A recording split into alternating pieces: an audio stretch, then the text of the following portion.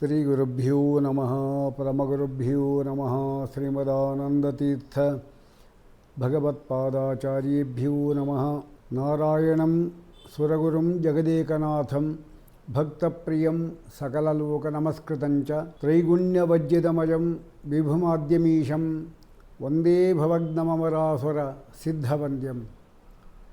ಲಸತು ಶ್ರೀಮದಾನಂದತೀರ್ಥೇಂದುರ್ನೋ ಹೃದಂಬರೆ ಯದ್ವಶಶ್ಚಂದ್ರಿಕಾಸ್ವಾಂತ ಸಂತಾಪಂ ವಿನಿಕೃಂತತಿ. ಯಸ್ಮಾಕ್ಷರಮತೀತೋಹಂ ಅಕ್ಷರಾದಪಿ ಚೋತ್ತಮಃ ಅತೋಸ್ಮಿ ಲೋಕೆ ವೇದೇ ಚ ಪ್ರಥಿತಃ ಪುರುಷೋತ್ತಮಃ. ಮೂಕೋಪಿ ಯತ್ಪ್ರಸಾದೇನ ಮುಕುಂದಶಯನಾಯತೆ ರಾಜರಾಜಾಯತೆ ರಿಕ್ತಃ ರಾಘವೇಂದ್ರಂ ತಮಾಶ್ರಯೇ. ಆಪಾದಮೌಲಿಪರ್ಯಂತಂ ಗುರುಣಾಂ ಆಕೃತಿಂ ಸ್ಮರೇತ್ ತೇನೆ ವಿಘ್ನಾಃ ಪ್ರಣಶ್ಯಂತಿ ಸಿದ್ಧ್ಯಂತ್ಯ ಚ ಮನೋರಥಾಃ. ಈ ಬಾರಿ ಜ್ಯೇಷ್ಠ ಮಾಸದ ವಿಶೇಷ ಅಂತ ಹೇಳಿದ್ರೆ ಅಧಿಕವಾಗಿ ಬಂದಿರೋದು. ಅಧಿಕ ಮಾಸ ಈ ಸಾರಿ ಜ್ಯೇಷ್ಠ ಮಾಸ ಎಂಬತಕ್ಕಂಥದ್ದು ಬಂದಿದೆ. ಜ್ಯೇಷ್ಠ ಮಾಸದ ಅಥವಾ ವೈಶಾಖ ಮಾಸದ ಶ್ರಾವಣ ಮಾಸದ ಯಾವುದೇ ಅಧಿಕ ಮಾಸ ಬಂದರೂ ಕೂಡ ಅಧಿಕ ಮಾಸದ ವಿಶೇಷಗಳು ಏನು, ಅಲ್ಲಿ ನಾವು ಏನೇನು ಮಾಡಬಹುದು, ಏನು ಮಾಡಬೇಕು, ಮಾಡಿದರೆ ಏನು ಫಲ, ಮಾಡದೇ ಇದ್ದರೆ ಏನು ತೊಂದರೆ ಇತ್ಯಾದಿಗಳಿಗೆಲ್ಲ ಬೃಹನ್ನಾರದೀಯ ಪುರಾಣ ನೋಡಿದ್ರೆ ನಮಗೆಲ್ಲ ವಿಚಾರ ಗೊತ್ತಾಗುತ್ತೆ. ಸ್ಕಾಂದ ಪುರಾಣದಲ್ಲೂ ಕೆಲವು ಅಂಶ ಬರುತ್ತೆ, ಭವಿಷ್ಯತ್ ಪುರಾಣದಲ್ಲೂ ಇದೆ, ಭವಿಷ್ಯೋತ್ತರ ಪುರಾಣದಲ್ಲಿ ಸ್ವಲ್ಪ ಮಾತ್ರ ನಮಗೆ ಸಿಗತ್ತೆ. ಹಾಗಾದರೆ ಪುರಾಣಗಳಲ್ಲಿ ವೇದವ್ಯಾಸ ದೇವರು ಹೇಳಿರತಕ್ಕಂಥ ಅಂಶ ಏನಿದೆ ಅದು ಅಧಿಕ ಮಾಸದಲ್ಲಿ ಪರಮ ಪ್ರಾಮಾಣಿಕವಾದದ್ದು. ಯಾರೂ ಕೂಡ ಈ ಅಧಿಕ ಮಾಸ ಏನಿದೆ ಅದನ್ನು ಹೀಗೆ ಕಳೆದು ಬಿಡಬಾರದು. ಬರೀ ಭೋಗಗಳಲ್ಲಿ ಕಳೆದು ಇನ್ನು ಪುನಃ ನಮಗೆ ಈ ಒಂದು ಅಧಿಕ ಮಾಸ ಮಾಡಬೇಕು ಅಂತ ಬೇಕಾದರೆ 33 ತಿಂಗಳು ನಾವು ಕಾಯಬೇಕಾಗತ್ತೆ. ಅಷ್ಟರಲ್ಲಿ ನಾವೇ ಇರ್ತೀವೋ ಇಲ್ಲೋ ಗೊತ್ತಿಲ್ಲ. ಆದ್ದರಿಂದ ಬಂದಿರತಕ್ಕಂಥ ಈ ಅಧಿಕ ಮಾಸವನ್ನು ಪೂರ್ಣವಾಗಿ ಕ್ರಮಬದ್ಧವಾಗಿ ಸರಿಯಾಗಿ ಶ್ರದ್ಧೆಯಿಂದ ಭಕ್ತಿಯಿಂದ ಪುರುಷೋತ್ತಮ ಪ್ರೀತಿಯಾಗಲಿ ಎಂಬ ಉದ್ದೇಶದಿಂದ ಮಾಡಿದರೆ ಅದರ ಪುಣ್ಯ ಮಾತ್ರ ಅಪಾರವಾದದ್ದು. ಆ ಭಾಗಗಳನ್ನು ನಾವು ಒಂದೊಂದೇ ಕ್ರಮವಾಗಿ ತಿಳ್ಕೊಳ್ಳಿಕ್ಕೆ ನಾವು ಪ್ರಯತ್ನ ಪಡಬೇಕು. ಈ ಒಂದು ಕಮಲಾಂಕುಶ ಎಂಬತಕ್ಕಂಥ ಈ ಚಾನಲ್ ಮೂಲಕವಾಗಿ ನಿಮಗೆ ಈ ಅಧಿಕ ಮಾಸದ ಸಮಗ್ರ ವಿಚಾರವನ್ನು ಕೂಡ ಪ್ರಸ್ತುತಪಡಿಸ್ತಾ ಇರತಕ್ಕಂಥವರಿಗೆ ನಾವು ಕೃತಜ್ಞತೆ ಹೇಳಲೇಬೇಕು. ನೀವು ಕೂಡ ಅದನ್ನು ಸರಿಯಾಗಿ ಶ್ರವಣ ಮಾಡಿ ಅದನ್ನು ಮುಂದಿಟ್ಕೊಂಡು ಆ ಕಾರ್ಯಕ್ರಮಗಳನ್ನು ಆಚರಣೆ ಮಾಡಿದಾಗ ಮಾತ್ರ ಅವರ ಶ್ರಮ ಎಂಬತಕ್ಕಂಥದ್ದು ಅದು ಸಫಲವಾಗುತ್ತೆ. ನಿಮ್ಮ ಶ್ರಮವೂ ಕೂಡ ಒಳ್ಳೆ ಫಲವುಳ್ಳದ್ದಾಗುತ್ತೆ ಎಂಬುದಾಗಿ ಹೇಳ್ತಾ, ಈ ಒಂದು ಅಧಿಕ ಮಾಸ ಅಂದರೆ ಏನು, ಅಧಿಕ ಮಾಸ ಯಾವಾಗ ಬರುತ್ತೆ, ಅದರಲ್ಲಿ ಏನು ವಿಶೇಷಗಳು ಏನು, ಯಾವುದು ಮಾಡಬೇಕು ಯಾವುದು ಮಾಡಬಾರ್ದು, ಮಾಡಿದ್ರಿಂದ ಏನು ಫಲ, ಮಾಡದೇ ಇದ್ದರೆ ಏನು ದುಷ್ಫಲ ಇತ್ಯಾದಿ ನಾವು ವಿಚಾರ ಮಾಡಬೇಕು. ಸಾಮಾನ್ಯವಾಗಿ ಅಧಿಕ ಮಾಸವನ್ನು ಮಲಮಾಸ ಅಂತ ಕರೀತಾರೆ. ಅದಕ್ಕೆ ಬೃಹನ್ನಾರದೀಯ ಉಪನಿಷತ್ ಪುರಾಣದಲ್ಲಿ ನಾವು ಅಧಿಕ ಮಾಸದ ಕಾರ್ಯಕ್ರಮಗಳನ್ನು ವೇದವ್ಯಾಸ ದೇವರು ಹೇಳಿದ ರೀತಿಯಲ್ಲಿ ಮಾಡಿದರೆ ನಮ್ಮ ಮಲ ಅಂದರೆ ಪಾತಕಗಳು ಪಾಪಗಳು ಅದೆಲ್ಲವೂ ಕೂಡ ಪರಿಹಾರ ಆಗುವುದರಿಂದ ಇದಕ್ಕೆ ಮಲಮಾಸ ಅಂತ ಹೆಸರು. ಮಲಂ ಪಾತಕಂ ಮಸ್ಯತೆ ನಶ್ಯತಿ ಇತಿ ಮಲಮಾಸ ಅಂತ ಅದಕ್ಕೆ ನಿಷ್ಪತ್ತಿ ಇದೆ. ಅಧಿಕ ಮಾಸ ಅಂತ ಇನ್ನೊಂದು ಹೆಸರು. ಯಾಕೆ ಅಧಿಕ ಅಂದರೆ ಮಲ ಯಾತಕ್ಕೆ ಅಂತ ಇನ್ನೊಂದು ರೀತಿ ಅರ್ಥವನ್ನು ಹೇಳ್ತಾರೆ.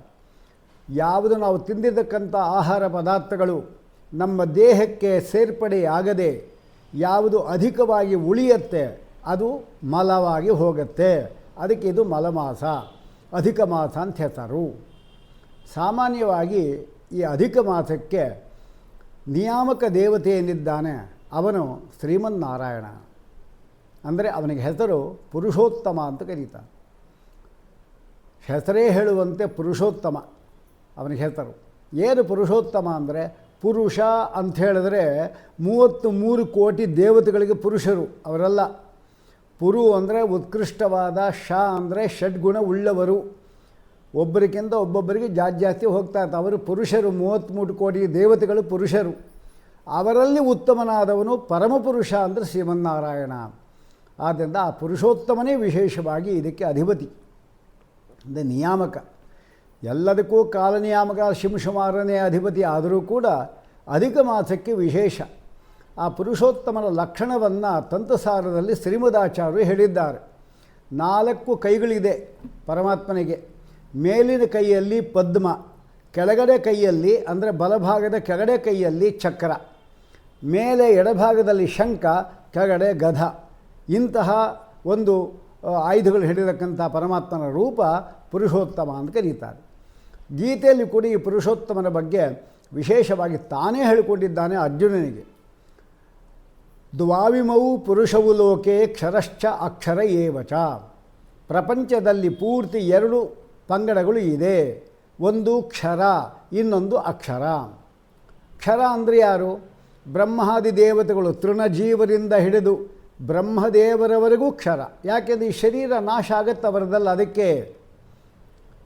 ಹಾಗೆ ಬ್ರಹ್ಮಾದಿ ದೇವತೆಗಳೆಲ್ಲ ಕ್ಷರ. ಆದರೆ ಶರೀರ ತೋಪಿ ನಾಶ ಇಲ್ಲದೇ ಇರತಕ್ಕಂಥ ಒಬ್ಬಳು ಇದ್ದಾಳೆ, ಅವಳು ಶ್ರೀಮ ಮಹಾಲಕ್ಷ್ಮಿ. ಶರೀರ ತೋಪಿ ನಾಶ ಇಲ್ಲ. ಎಂಥ ಒಂದು ಪರಮಾತ್ಮನ ಭಕ್ತಳು, ಪರಮಾತ್ಮನ ಪತ್ನಿ, ಕೇಳಿದ್ದೆಲ್ಲ ಕೊಡತಕ್ಕಂಥ ಸಾಮರ್ಥ್ಯವುಳ್ಳಂಥವಳು. ಕೇವಲ ಹುಬ್ಬಿನ ಒಂದು ಚಾಲನೆ ಮಾತ್ರದಿಂದ ಜಗತ್ತಿನ ಬ್ರಹ್ಮಾದಿ ದೇವತೆಗಳಿಗೆ ಸ್ಥಾನಮಾನ ಕೊಡತಕ್ಕಂಥ ಲಕ್ಷ್ಮೀದೇವಿ, ಅವಳ ಶರೀರ ತೋಪಿ ನಾಶ ಇಲ್ಲ. ಆದ್ದರಿಂದ ಅಕ್ಷರ ದೇಹ ಅವಳದು. ಕ್ಷರರಾದ ಬ್ರಹ್ಮಾದಿ ದೇವತೆಗಳಿಗಿಂತಲೂ ನಾನು ಉತ್ತಮ, ಅಕ್ಷರಳಾದ ಲಕ್ಷ್ಮೀದೇವಿಗಿಂತಲೂ ನಾನು ಉತ್ತಮ. ಅದಕ್ಕೆ ಕ್ಷರ ಅಕ್ಷರಕ್ಕಿಂತ ನಾನು ಉತ್ತಮನಾಗಿದ್ದೆ, ಅದಕ್ಕೆ ಪುರುಷೋತ್ತಮ ಅಂತ ನನ್ನ ಕರೀತಾರೆ ಅಂತ ಪರಮಾತ್ಮ ಗೀತೆಯಲ್ಲಿ ಹೇಳ್ಕೊಳ್ತಾನೆ. ಯಸ್ಮಾಕ್ಷರಂ ಅತೀತೋಹಂ ಅಕ್ಷರಾದಪಿ ಚ ಉತ್ತಮ ಅತಃ ಲೋಕೆ ವೇದೇ. ಲೋಕದಲ್ಲಿಯೂ ಕೂಡ ಪುರುಷೋತ್ತಮ ಅಂತ ನಾನು ಪ್ರಖ್ಯಾತನಾಗಿದ್ದೇನಪ್ಪ ಅಂತಾನೆ. ಆ ಪುರುಷೋತ್ತಮ ದೇವತೆ ಇಲ್ಲಿ ನಿಯಾಮಕವಾದ ದೇವತೆ. ಅಧಿಕ ಮಾಸ ಪೂರ್ತಿ, ಅಧಿಕ ಮಾಸವೂ ಶ್ರೇಷ್ಠ. ಅಧಿಕ ಮಾಸದ ನಿಯಾಮಕನಾದ ಪರಮಾತ್ಮನೂ ಪರಮಶ್ರೇಷ್ಠನಾಗಿದ್ದಾನೆ. ಅಂದಮೇಲೆ ಈ ಎರಡನ್ನೂ ಕೂಡ ಸರಿಯಾಗಿ ನಾವು ಆಚರಣೆ ಮಾಡಿದ್ವಿ ಅಂದರೆ ನಾವು ಕೂಡ ಯಥಾಶಕ್ತಿ ಪುರುಷೋತ್ತಮರು ಆಗುವುದರಲ್ಲಿ ಏನು ಸಂದೇಹವನ್ನು ನಾವು ಇಟ್ಕೋಬೇಕಾಗಿಲ್ಲ. ಮತ್ತು ಯಾಕಿದನ್ನು ಯಾವಾಗ ಸೂರ್ಯ ಎಲ್ಲ ಇರ್ತಾರಲ್ವ, 12 ತಿಂಗಳು ಕೂಡ ಒಂದೊಂದು ತಿಂಗಳಿಗೆ ಒಂದು ಸರಿ ರವಿ ಅಂತಿದ್ದಾನೆ, ಒಂದು ಸರಿ ಭಾನು ಅಂತಿದ್ದಾನೆ, ಒಂದು ಸರಿ ರವಿ ತೇಜ ಅಂತಿದ್ದಾನೆ. ಇವರೆಲ್ಲ ಹೆಸರುಗಳಿದೆ. 12 ತಿಂಗಳು. 12 ತಿಂಗಳು ಆದಮೇಲೆ ಇನ್ನೊಂದು ತಿಂಗಳು ಸಂಕ್ರಮಣ ಇರೋದಿಲ್ಲ. ಅಂದರೆ ರವಿಯು ಮೇಷದಿಂದ ವೃಷಭದಿಂದ ಮಿಥುನ ಹಿಂಗೆ ಹೋಗ್ತಾ ಇರ್ತಾರೆ. ಇದೆಲ್ಲ ಸಂಕ್ರಮಣ. ಒಂದೊಂದು ತಿಂಗಳಿದ್ದು ಸಂಕ್ರಮಣ ಮಾಡ್ತಾ ಇರ್ತಾನೆ. ಯಾವ ತಿಂಗಳಲ್ಲಿ ರವಿ ಅಲ್ಲೇ ಇರ್ತಾನೋ, ಮುಂದಿನ ಮನೆಗೆ ಹೋಗೋದಿಲ್ವೋ, ಅದು ಅಸಂಕ್ರಮಣ ಕಾಲ.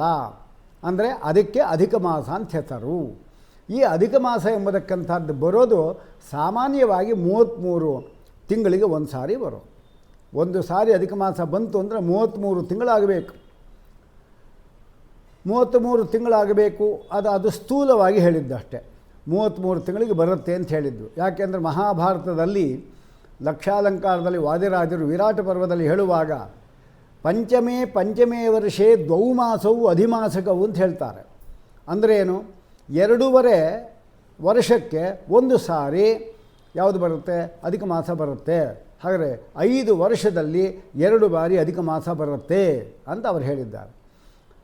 ಆದರೆ ಒಟ್ಟು ನಾವು ಸರಿಯಾಗಿ ಲೆಕ್ಕ ಹಾಕಿದಾಗ ಕೃಷ್ಣಾಚಾರ್ಯ ಸ್ಮೃತಿಮುಕ್ತಾವಲಿ ಪ್ರಕಾರವಾಗಿ ನಾವು ಹೇಳೋದಾದರೆ ಅಧಿಕ ಮಾಸ ಎಂಬತಕ್ಕಂಥದ್ದು 32 ತಿಂಗಳು 16 ದಿವಸ 4 ಗಳಿಗೆಗೆ ಸರಿಯಾಗಿ ಒಂದು ಸಾರಿ ಬರುತ್ತೆ. 32 ತಿಂಗಳಿಗೆ 16 ದಿವಸ ಆಗಬೇಕು, ಅನಂತರ 4 ಗಳಿಗೆ ಆಗಬೇಕು. ಇಷ್ಟಾದರೆ ಒಂದು ಸಾರಿ ಅಧಿಕ ಮಾಸ ಬರ್ತದೆ. ಇದು ಸರಿಯಾದ ಲೆಕ್ಕಾಚಾರ. ಯಾಕೆ ಅಧಿಕ ಮಾಸ ಅಂತ ಯಾಕೆ ಸೂರ್ಯ ಅಲ್ಲಿ ಸಂಚಾರ ಮಾಡೋದಿಲ್ಲ? ಸಾಮಾನ್ಯವಾಗಿ ನಮ್ಮಲ್ಲಿ 5 ವಿಧವಾದಕ್ಕಂಥ ಕಾಲಮಾನಗಳನ್ನು ಲೆಕ್ಕ ಮಾಡತಕ್ಕಂಥ ಪದ್ಧತಿಗಳಿದೆ. ಅದರಲ್ಲಿ ಚಾಂದ್ರಮಾನ ಅಂತಿದೆ, ಸೌರಮಾನ ಅಂತಿದೆ, ಬೃಹಸ್ಪತಿ ಮಾನ ಅಂತಿದೆ, ನಕ್ಷತ್ರ ಮಾನ ಅಂತಿದೆ. ಇದೆಲ್ಲ 5-6 ಶಾಸ್ತ್ರಗಳಲ್ಲಿ ಹೇಳಿರತಕ್ಕಂಥದ್ದು. ಆದರೆ ಸೂರ್ಯ ಒಂದು ವರ್ಷಕ್ಕೆ 365 ದಿವಸಗಳಿಗೆ ಒಂದು ಸಾರಿ ಒಂದು ಪ್ರದಕ್ಷಿಣೆ ಮುಗಿಸ್ತಾನೆ. ಅಂದರೆ 12 ರಾಶಿಗಳನ್ನು ಮುಗಿಸ್ತಾನೆ. ಚಂದ್ರ ಏನಿದ್ದಾನೆ ಅವನು ಒಂದು ಸಾರಿ ಇದೆಲ್ಲ ಒಂದು ಪ್ರದಕ್ಷಿಣೆ ಬರಬೇಕಾಗಿದ್ದರೆ 354 ದಿವಸಗಳಿಗೆ ಮುಗಿಸ್ತಾನೆ. ಇವನು 365, ಇವನು 354. ಹಾಗಾದರೆ ಸೂರ್ಯನಿಗೆ ಮತ್ತು ಚಂದ್ರನಿಗೆ ವ್ಯತ್ಯಾಸ ಬಂತೀಗ. ಎಷ್ಟು ವರ್ಷಕ್ಕೆ ಅಂದರೆ 365ರಲ್ಲಿ 354 ನಾವು ಕಳೆದ್ವಿ ಅಂದರೆ 11 ದಿವಸ ಬಂತು. ಹಾಗಾದರೆ ಒಂದು ವರ್ಷಕ್ಕೆ 11 ದಿವಸ ಬಂತು, ಇನ್ನೊಂದು ವರ್ಷಕ್ಕೆ 11 ದಿವಸ ಬಂತು, ಇನ್ನೊಂದು ದಿವಸಕ್ಕೆ 11 ದಿವಸ ಬಂತು, ಒಟ್ಟು 33 ದಿವಸಗಳು ಬಂದವು. ಈ 33 ದಿವಸವನ್ನು ಸೇರಿಸಿ ಸೂರ್ಯಮಾನ ಚಾಂದ್ರಮಾನಕ್ಕೆ ಸಮಾನ ಸರಿ ಮಾಡಲಿಕ್ಕೋಸ್ಕರವಾಗಿ ಇದನ್ನು ಒಂದು ತಿಂಗಳು ಅದು ಅಧಿಕ ಮಾಸ ಅಂತ ಇಡ್ತಾರೆ. ಈ ಅಧಿಕ ಮಾಸದ ಮಹಿಮೆ ಅದ್ಭುತವಾದದ್ದು. ಇದನ್ನು ಯಾರಾದರೂ ಒಂದು ಬಾರಿ ಶ್ರದ್ಧಾಭಕ್ತಿಯಿಂದ ಮಾಡಿಬಿಟ್ರು ಅಂದರೆ ಅವರಿಗೆ ಅದು ಎಷ್ಟು ಫಲಗಳನ್ನು ಹೇಳಿದ್ದಾರೆ ಅಂತ ಹೇಳಿದ್ರೆ ಅದನ್ನು ಶಾಸ್ತ್ರ ನೋಡಿದರೆ ನಮ್ಗೆ ಗೊತ್ತಾಗತ್ತೆ. ಇದೆಲ್ಲ ಕೇವಲ ಪ್ರಶಂಸೆ ಮಾಡಿದ್ದಲ್ಲ, ವಸ್ತುಸ್ಥಿತಿ ಎಂಬುದಾಗಿಯೂ ಕೂಡ ಶಾಸ್ತ್ರಗಳು ಹೇಳ್ತಾ ಇದೆ. ಹಾಗಾದರೆ ನಮಗೆ ಇಷ್ಟು ಅಂಶ ಗೊತ್ತಾಯಿತು. ಇನ್ನು ಅಧಿಕ ಮಾಸ ಅಂದರೆ ಯಾವುದಕ್ಕೆ ಶ್ರೇಷ್ಠ? ಸಾಮಾನ್ಯವಾಗಿ ಮಾಸ ಎಲ್ಲ ಮಾಸಗಳಕ್ಕಿಂತ ಶ್ರೇಷ್ಠವಾದದ್ದು ಮಾಘ ಮಾಸ. ಮಾಘ ಮಾಸ ಚಳಿ, ಆಗ ನಾವು ಸ್ನಾನಾದಿಗಳನ್ನು ಮಾಡಲಿಕ್ಕೆ ಕಷ್ಟ, ತಣ್ಣೀರು ಸ್ನಾನ ಮಾಡಲಿಕ್ಕೆ ನದ್ಯಾದಿಗಳಲ್ಲಿ. ಆದರೂ ಕೂಡ ಮನೆಯಲ್ಲೇ ಇರೋ ಸ್ನಾನಗಳನ್ನು ಮಾಡ್ತೀವಿ ನಾವು. ಮಾಘ ಮಾಸದಲ್ಲಿ ಮುಖ್ಯವಾಗಿ ಮಾಡಬೇಕಾರ್ತಕ್ಕಂಥದ್ದು ಕಂಬಳಿ ಅಂಥದ್ದು ದಾನ. ಚಳಿ ಇರುತ್ತಲ್ಲ, ಅದು ಕಂಬಳಿ ದಾನ ಇಂಥದ್ದೆಲ್ಲ ಕೊಟ್ಟರೆ ಭಾರಿ ವಿಶೇಷ ಪಡ್ತಾನೆ ಮಾಘ ಮಾಸದ ಅಧಿಪತಿ. ಎಲ್ಲ ಮಾಸಗಳಲ್ಲಿ ಕೂಡ ಮಾಘ ಮಾಸ ಶ್ರೇಷ್ಠ. ಆ ಮಾಘ ಮಾಸಕ್ಕಿಂತಲೂ ಕೂಡ ವೈಶಾಖ ಮಾಸ ಶ್ರೇಷ್ಠ. ಯಾಕೆ? ವೈಶಾಖ ಮಾಸದಲ್ಲಿ ಬಿಸಿಲು, ಒಂದು ಲೋಟ ನೀರು ಕೊಟ್ಟರೆ ಸಾಕು. ಅಥವಾ ತನ್ನ ಬಟ್ಟೆಯಿಂದ ಒಬ್ಬ ಬ್ರಾಹ್ಮಣ ಬಂದಾಗ ಗಾಳಿ ಬೀಸಿದರೂ ಕೂಡ ಅವನು ಗರುಡ ಪದವಿಗೆ ಯೋಗ್ಯನಾಗಿದ್ದರೆ ಗರುಡನ ಸ್ಥಾನ ಹೊಂದುತ್ತಾನೆ ಅಂತ ಅಷ್ಟೊಂದು ಸ್ಥಾನ ಕೊಳ್ಳಿಕ್ಕೆ ಅದು ಪ್ರವೃತ್ತವಾಗಿರುವ ವೈಶಾಖ ಮಾಸ ಶ್ರೇಷ್ಠ. ವೈಶಾಖ ಮಾಸಕ್ಕಿಂತಲೂ ಕೂಡ ಚಾತುರ್ಮಾಸ ಶ್ರೇಷ್ಠ. ಯಾಕೆ? ಚಾತುರ್ಮಾಸ ಒಂದೊಂದು ತಿಂಗಳಿಗಿಂತ ಒಂದೊಂದು ತಿಂಗಳು ಶ್ರೇಷ್ಠ. ಆಷಾಢಕ್ಕಿಂತ ಶ್ರಾವಣ, ಶ್ರಾವಣಕ್ಕಿಂತ ಭಾದ್ರಕ್ಕಿಂತ ಅಶ್ವಿನಿ, ಹೀಗೆ ಅದು ಒಂದೊಂದು ಶ್ರೇಷ್ಠ. ಇದರಲ್ಲಿಯೂ ಕೂಡ ಚಾತುರ್ಮಾಸದಲ್ಲಿ ಕೂಡ ಕಾರ್ತಿಕ ಮಾಸ ಶ್ರೇಷ್ಠ. ಕಾರ್ತಿಕ ಮಾಸದಲ್ಲಿ ದೀಪದಾನಗಳನ್ನು ಮಾಡತಕ್ಕಂಥದ್ದು ವಿಶೇಷ. ಸ್ನಾನಾದಿಗಳು ಇದ್ದೇ ಇದೆ, ಅನೇಕ ಕಾರ್ಯಕ್ರಮಗಳು ಅಲ್ಲಿ ಹೇಳಿದ್ದಾರೆ. ಕಾರ್ತಿಕ ಮಾಸಕ್ಕಿಂತಲೂ ಕೂಡ ಅಧಿಕ ಮಾಸ ಶ್ರೇಷ್ಠ. ಎಲ್ಲ ಮಾಸಗಳಲ್ಲಿ ಮಾಘ ಮಾಸ ಶ್ರೇಷ್ಠ. ಮಾಘ ಮಾಸಕ್ಕಿಂತಲೂ ಕೂಡ ವೈಶಾಖ ಶ್ರೇಷ್ಠ. ವೈಶಾಖಕ್ಕಿಂತಲೂ ಕೂಡ ಚಾತುರ್ಮಾಸ ಶ್ರೇಷ್ಠ. ಚಾತುರ್ಮಾಸದಲ್ಲಿಯೂ ಕೂಡ ಕಾರ್ತಿಕ ಮಾಸ ಶ್ರೇಷ್ಠ. ದಾಮೋದರ ಭಾರಿ ವಿಶೇಷ ಅವನು. ಅದಕ್ಕಿಂತಲೂ ಕೂಡ ಅಧಿಕ ಮಾಸ ಶ್ರೇಷ್ಠ. ಅಂದರೆ ಇಂತಹ ಶ್ರೇಷ್ಠವಾದ ಮಾಸದಲ್ಲಿ ನಾವು ಹೇಳ್ತಕ್ಕಂಥ ಕರ್ಮಗಳನ್ನು ಮಾಡದೆ ನಾವು ಬಿಟ್ಟಿವಿ ಅಂದರೆ ನಮ್ಮಂತಹ ಪಶುಗಳು ಇನ್ನೊಬ್ಬರು ಇರೋದಿಲ್ಲ. ಎಷ್ಟೋ ಪಾಪಗಳು ಮಾಡ್ತಾನೇ ಇದ್ದೀವಿ ನಾವು.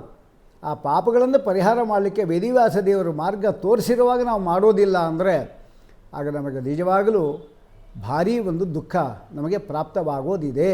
ಅದಕ್ಕೋಸ್ಕರ ಇದನ್ನು ಬಿಡಬಾರದು ಎಂಬುದು ಮುಖ್ಯವಾದದ್ದು. ಅಧಿಕ ಮಾಸಕ್ಕಿಂತಲೂ ಕೂಡ ಶ್ರೇಷ್ಠವಾದದ್ದು ಅದರಲ್ಲಿ ಕೂಡ ವಿಶೇಷ ಇದೆ. ಈಗ ಜ್ಯೇಷ್ಠ ಮಾಸದ ಅಧಿಕ ಬಂದಿರೋದು, ಅಧಿಕ ವೈಶಾಖಕ್ಕೆ ಅಧಿಕ ಮಾಘ ಇದಲ್ಲ, ಅದಕ್ಕಿಂತಲೂ ಕೂಡ ಅಧಿಕ ವೈಶಾಖ ಶ್ರೇಷ್ಠ. ಅಧಿಕದಲ್ಲೂ ಹೇಳ್ತಾ ಇರೋದು ಅಧಿಕ ಮಾಘಕ್ಕಿಂತಲೂ ಕೂಡ ಅಧಿಕ ವೈಶಾಖ ಶ್ರೇಷ್ಠ. ಅಧಿಕ ವೈಶಾಖಕ್ಕಿಂತಲೂ ಕೂಡ ಅಧಿಕ ಶ್ರಾವಣ, ಅದಕ್ಕಿಂತಲೂ ಕೂಡ ಭಾದ್ರಪದ, ಅದಕ್ಕಿಂತಲೂ ಕೂಡ ಶ್ರಾವಣ. ಈ ಬಾರಿ ಬಂದಿರತಕ್ಕಂಥದ್ದು ಅಧಿಕ ಜ್ಯೇಷ್ಠ. ಅದೊಂದು ವಿಶೇಷ. ಏನಂದರೆ ಇಲ್ಲಿ ಎರಡು ಪರಮಾತ್ಮ ರೂಪಗಳೇ, ಒಂದು ಪುರುಷೋತ್ತಮ ರೂಪ, ಇನ್ನೊಂದು ತ್ರಿವಿಕ್ರಮ ರೂಪ.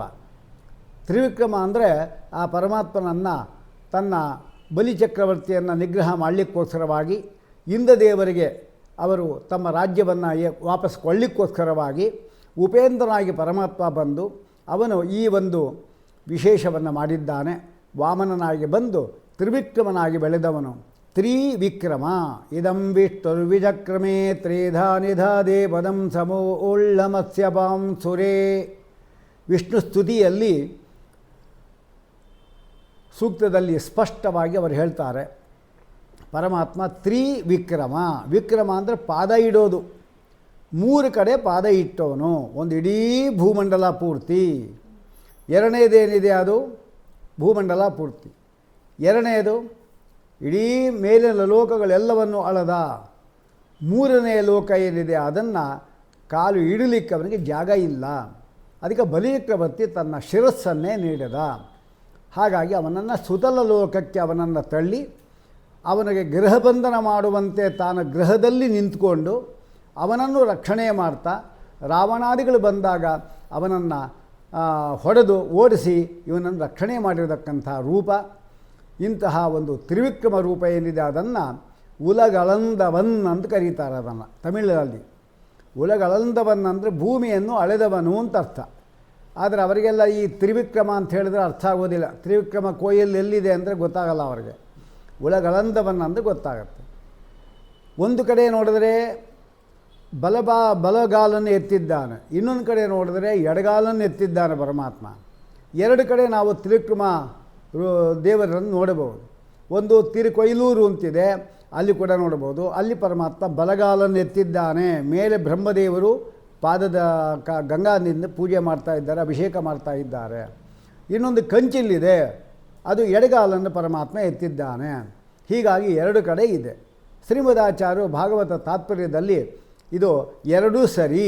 ಯಾಕೆ ಅಂದರೆ ವಾರಾಹೇ ವಾಮಪಾದಂತೂ ತದನ್ಯತ್ರ ದಕ್ಷಿಣಂ ಅಂತಾರೆ. ಶ್ವೇತ ವರಾಹ ಕಲ್ಪದಲ್ಲಿ ಎಡಗಾಲನ್ನು ಎತ್ತಿದ್ದಾನೆ ಪರಮಾತ್ಮ. ಆದರೆ ಇತರ ಕಲ್ಪಗಳಲ್ಲಿ ಅವನು ತ್ರಿವಿಕ್ರಮ ಅವತಾರ ಮಾಡಿದಾಗ ಬಲಗಾಲನ್ನು ಎತ್ತಿದ್ದಾನೆ. 2ಕ್ಕೂ ದೃಷ್ಟಾಂತ ಇದೀಗ. ಒಂದು ತಿರುಕೊಯ್ಲೂರು, ಒಂದು ಇನ್ನೊಂದು ಕಂಚಿ ಇದಲ್ಲ. 2 ಕೂಡ ಒಂದು ಬಲಗಾಲು ಎಡಗಾಲು ಎತ್ತಿದ್ದೆಂದು 2ಕ್ಕೂ ದೃಷ್ಟಾಂತ ನಮಗೆ ಮಧ್ವಾಚಾರ್ಯ ಹೇಳಿದ್ದು ಪರಮ ಪ್ರಮಾಣವಾಯಿತು. ಅಂತಹ ತ್ರಿವಿಕ್ರಮ ರೂಪಿಯಾದ ಪರಮಾತ್ಮ ಜ್ಯೇಷ್ಠ ಮಾಸಕ್ಕೆ ಅವನು ನಿಯಾಮಕ ದೇವತೆ. ಹಾಗೆ ನಾವೇನು ಕರಿಬೇಕೀಗ? ಬರೀ ಪುರುಷೋತ್ತಮ ಪ್ರೇರಣೆಯ ಪುರುಷೋತ್ತಮ ಪ್ರೀತ್ಯರ್ಥಂ ಅಂತ ಹೇಳಬಾರ್ದು. ತ್ರಿವಿಕ್ರಮ ಪುರುಷೋತ್ತಮ ಪ್ರೇರಣೆಯ ತ್ರಿವಿಕ್ರಮ ಪುರುಷೋತ್ತಮ ಪ್ರೀತ್ಯರ್ಥಂ ಅಂದರೆ ಇನ್ನೂ ಅಧಿಕವಾಗಿ ಫಲ ಬರುತ್ತೆ. ಅಧಿಕಸ್ಯ ಅಧಿಕಂ ಫಲಂ. ಪರಮಾತ್ಮನ ರೂಪಗಳನ್ನು ಎಷ್ಟೆಷ್ಟು ಚಿಂತನೆ ಮಾಡ್ತೀವೋ ಅಷ್ಟಷ್ಟು ಫಲ ಜಾಸ್ತಿ. ಇದೊಂದು ಅಂಶ ನಾವು ತಿಳ್ಕೋಬೇಕು. ಇದಾದ ಮೇಲೆ 33 ತಿಂಗಳಿಗೆ ಬರತಕ್ಕಂಥ ಈ ಒಂದು 33 ಕೋಟಿ ದೇವತೆಗಳೇನಿದ್ದಾರೆ ಅವರು ಸಂತೋಷ ಪಡಿಸ್ತಕ್ಕಂಥ ಒಂದು ಕಾರ್ಯಕ್ರಮ ಇದು. ಇದರಲ್ಲಿ ಏನೇನು ಮಾಡಬೇಕು ಇತ್ಯಾದಿಗಳೆಲ್ಲ ಒಂದೊಂದು ಕಡೆಯಿಂದ ನಾವು ನೋಡ್ಕೊಂಬರಬೇಕು. ಮೊದಲದನ್ನು ಪ್ರಶಂಸೆ ಮಾಡಿರತಕ್ಕಂಥ ಮಾತುಗಳನ್ನು ನಾವು ನೋಡಬೇಕು. ಮೊದಲು ಮುಖ್ಯವಾಗಿ ಅಧಿಕ ಮಾಸ ಅಂದರೆ ಹಿಂದೆ ಹೇಳಿದಂತೆ ಚಾಂದ್ರೋ ಮಾಸ ಹ್ಯಸಂಕ್ರಾಂತೋ ಮಲಮಾಸ ಪ್ರಕೀರ್ತಿತಃ ಅಂತ ಸ್ಮೃತಿ ಮುಕ್ತಾವಲಿಯಲ್ಲಿ ಹೇಳಿದ ಮಾತು. ಮಲ ಅಪಕರ್ಷಕೋ ಮಾಸ ನಾವಲ್ಲಿ ಹೇಳಿದಲ್ಲ, ಮಲ ಅಂದರೆ ಪಾಪ, ಅದನ್ನು ಅಪಕರ್ಷ ಮಾಡತಕ್ಕಂಥ ಈ ತಿಂಗಳು ಅದು ಮಲಮಾಸ. ಆದ್ದರಿಂದ ಮಲ ಅಂದ್ರೇನು? ಮಲಂತು ಪಾತಕಂ ವಿದ್ಯಾತ್. ಮಲ ಅಂದರೆ ಪಾತಕಗಳು, ಪಾಪಗಳು. ಅದನ್ನು ನಾವು ಸ್ನಾನಾದಿಗಳು, ದಾನಾದಿಗಳು, ಆಮೇಲೆ ಉಪವಾಸಾದಿಗಳು, ಭಾಗವತ ಪುಸ್ತಕ ದಾನಾದಿಗಳು, ಅಪೂಪ ದಾನಾದಿಗಳು, ಇದೆಲ್ಲ ಮಾಡುವಿಕೆಯಿಂದ ನಾವು ಪರಿಹಾರ ಮಾಡ್ಕೋಬೋದಾದ್ದರಿಂದ ಕ್ರಿಯತೆ ಭಸ್ಮಸಾ ಸರ್ವಂ ಪುರುಷೋತ್ತಮ ಪೂಜಕೈಹಿ ಅಂತ ಪದ್ಮಪುರಾಣದಲ್ಲಿ ಈ ಮಾತನ್ನು ಹೇಳಿದ್ದಾರೆ. ಇಂತಹ ಒಂದು ಪರಮಾತ್ಮ ಹೇಳಿದ್ದಾನು. ಅಧಿಕ ಮಾಸದ ದೇವತೆ ಪುರುಷೋತ್ತಮ. ಅಧಿಮಾಸಾಧಿಪತ್ಯೋಹಂ ಸದಾ ವೈ ಪುರುಷೋತ್ತಮ ಅಂತ ಹೇಳ್ತಾನೆ. ಅಧಿಕ ಮಾಸಕ್ಕೆಲ್ಲ ನಾನೇ ದೇವತೆ ಆಗಿದ್ದೇನೆ ಅಂತ ಪರಮಾತ್ಮ ಹೇಳಿಕೊಂಡಿದ್ದಾನೆ. ಅದರಲ್ಲಿ ಕೂಡ ಒಂದು ವಿಶೇಷ ಹೇಳ್ತಾರೆ ಅಧಿಕ ಮಾಸದ್ದು. ಪರ್ವತಗಳಲ್ಲೆಲ್ಲ ಶ್ರೇಷ್ಠವಾದದ್ದು ಯಾವುದು? ಮೇರು ಪರ್ವತ. ಗ್ರಹಗಳೆಲ್ಲ ಶ್ರೇಷ್ಠ ಯಾವುದು? ಗ್ರಹಾಣಂ ಆದಿರಾದಿತ್ಯೋ ಲೋಕರಕ್ಷಣಕಾರಕ ಸೂರ್ಯ. ಅವನಷ್ಟು ಪ್ರಕಾಶ ಯಾರಿಗೂ ಇಲ್ಲ. ಅವನ ಸಮೀಪ ಬಂದ ಎಲ್ಲ ಗ್ರಹಗಳು ಕೂಡ ತಮ್ಮ ಕಾಂತಿಯನ್ನು ಕಳ್ಕೊಳ್ಳುತ್ತವೆ. ಅದಕ್ಕೆ ಅಸ್ತ ಆಗೋದು ಅಂತ ಕರೀತಾರೆ. ಸರಿಸ್ಸು ಯಥಾ ಗಂಗಾ. ನದಿಗಳಲ್ಲೆಲ್ಲ ಗಂಗಾ ನದಿ ಶ್ರೇಷ್ಠ. ಪಕ್ಷಿಗಳಲ್ಲಿ ಗರುಡ ಶ್ರೇಷ್ಠ. ನಕ್ಷತ್ರಗಳಲ್ಲಿ ಚಂದ್ರ ಶ್ರೇಷ್ಠ ಅಂತ ಹೇಳ್ತಾ ಇದ್ದಾರೆ. ಗೌಹು ವರಿಷ್ಠ ಚತುಷ್ಪದಾಂ. ಎಲ್ಲ 4 ಕಾಲುಗಳಂತಹ ಪ್ರಾಣಿಗಳಲ್ಲಿ ಗೋವು ಶ್ರೇಷ್ಠ. ಯಾಕೆ? ಗೋವಿನ ಸಗಣಿ ಮಲಮೂತ್ರಗಳನ್ನು ನಾವು ತಿನ್ನುವಂತೆ ಬೇರೆ ಯಾವ ಪ್ರಾಣಿಗಳು ನಾವು ಸ್ವೀಕಾರ ಮಾಡೋದಿಲ್ಲ. ಗೋವಿಗೆ ಇರೋಷ್ಟು ಸ್ಥಾನಮಾನ ಬೇರೆ ಯಾವ ಪ್ರಾಣಿಗಳು ನಾವು ಕೊಟ್ಟಿಲ್ಲ. ಮಾಸಾನಾಂ ಮಲಮಾಸೋಹಂ ದ್ವಿಪದಾಂ ಬ್ರಾಹ್ಮಣೋಯತ. ಎರಡು ಕಾಲುಳ್ಳಂತಹ ಪ್ರಾಣಿಗಳಲ್ಲಿ ಬ್ರಾಹ್ಮಣನು ಹೇಗೆ ಶ್ರೇಷ್ಠನ ಹಾಗೆ ಮಲ ಮಾಸ ಎಂಬತಕ್ಕಂಥದ್ದು ಎಲ್ಲ ಮಾಸಗಳಲ್ಲೂ ಶ್ರೇಷ್ಠವಾಗಿದೆ. ಇದನ್ನು ಖಂಡಿತ ನಾವು ಈ ಮಲಮಾಸವನ್ನು ಬಿಡಬಾರದು ಅಂತ ಹೇಳ್ತಾರೆ. ಯಾಕೆ ಅಂದರೆ ಪೃಥಿವ್ಯಾಂ ಯಾನಿ ತೀರ್ಥಾನಿ ಕ್ಷೇತ್ರಾಣಿ ಸರ್ವದೇವತಾ ತದ್ದೇಹೇ ತಾನು ತಿಷ್ಠಂತಿ ಯಕ್ ಕುರ್ಯಾತ್ ಪುರುಷೋತ್ತಮಂ. ನೋಡಿ, ಪುರುಷೋತ್ತಮ ಮಾಸ ಏನಿದೆ, ಅಧಿಕ ಮಾಸ, ಅಲ್ಲಿ ಹೇಳಿರ್ತಕ್ಕಂಥ ಕರ್ಮಗಳನ್ನು, ಅದು ಸ್ನಾನ ಆಗಿರ್ಬೋದು, ದೀಪದಾನ ಆಗಿರ್ಬೋದು, ಅಪೂಪ ದಾನ ಆಗಿರ್ಬೋದು, ಅಥವಾ ವಸ್ತ್ರದಾನ ಆಗಿರ್ಬೋದು, ಅಥವಾ ಬಂಗಾರವನ್ನು ದಾನ ಮಾಡೋದು, ಇದು ಯಾವ ದಾನ ಆಗಿರ್ಬೋದು, ಅದನ್ನು ಯಾರು ಮಾಡಿರ್ತಾರೋ ಅಂಥ ವ್ಯಕ್ತಿಯಲ್ಲಿ ಬೃಹನ್ನಾರಾಯಣ ಪುರಾಣ ಹೇಳುವಂತೆ ಈ ಪ್ರಪಂಚದಲ್ಲಿ ಎಷ್ಟು ತೀರ್ಥಗಳು ಇದೆಯೋ ಅಷ್ಟು ತೀರ್ಥಗಳ ಸನ್ನಿಧಾನ ಅವನಲ್ಲಿ ಬರುತ್ತೆ. ಅಲ್ಲದೆ ತದ್ದೇಹೇ ತಾಂತಿಷ್ಠಂತಿ ಯಕ್ ಕುರ್ಯಾತ್ ಪುರುಷೋತ್ತಮಂ, ಸರ್ವ ದೇವತೆಗಳ ಸನ್ನಿಧಾನ ಅವನಲ್ಲಿ ಇರುತ್ತೆ. ಆದ್ದರಿಂದ ಇದನ್ನು ಮಾಡಬೇಕು. ಇದಕ್ಕೊಂದು ಕಥೆಯನ್ನು ನಾವು ಬೃಹನ್ನಾರದೀಯದಲ್ಲಿ ಹೇಳಿರತಕ್ಕಂಥದ್ದನ್ನು ಮನನ ಮಾಡ್ಬೋದು. ಈಗ ನಮಗೆ ಅಂಬರೀಷ ಮಹಾರಾಜನ ಕಥೆ ಗೊತ್ತಿದೆ. ಅಂಬರೀಷ ಮಹಾರಾಜ ಪರಮಭಕ್ತನಾಗಿದ್ದು ಪರಮಾತ್ಮನಿಂದ ಒಂದು ರಕ್ಷಣೆಗೋಸ್ಕರವಾಗಿ ಒಂದು ಚಕ್ರವನ್ನು ಕೊಡಲ್ಪಟ್ಟವನು. ಅಂದರೆ ಪರಮಾತ್ಮ ತನ್ನ ಚಕ್ರವನ್ನು ಕೊಟ್ಟಿದ್ದ ಅವನಿಗೆ ರಕ್ಷಣೆಗೆ. ವಸ್ತುತ ಅಶ್ವತ್ಥಾಮಾಚಾರ್ಯರು ಒಂದು ಕಾಲದಲ್ಲಿ ಪರಮಾತ್ಮನ ಚಕ್ರ ಕೇಳಿದರು.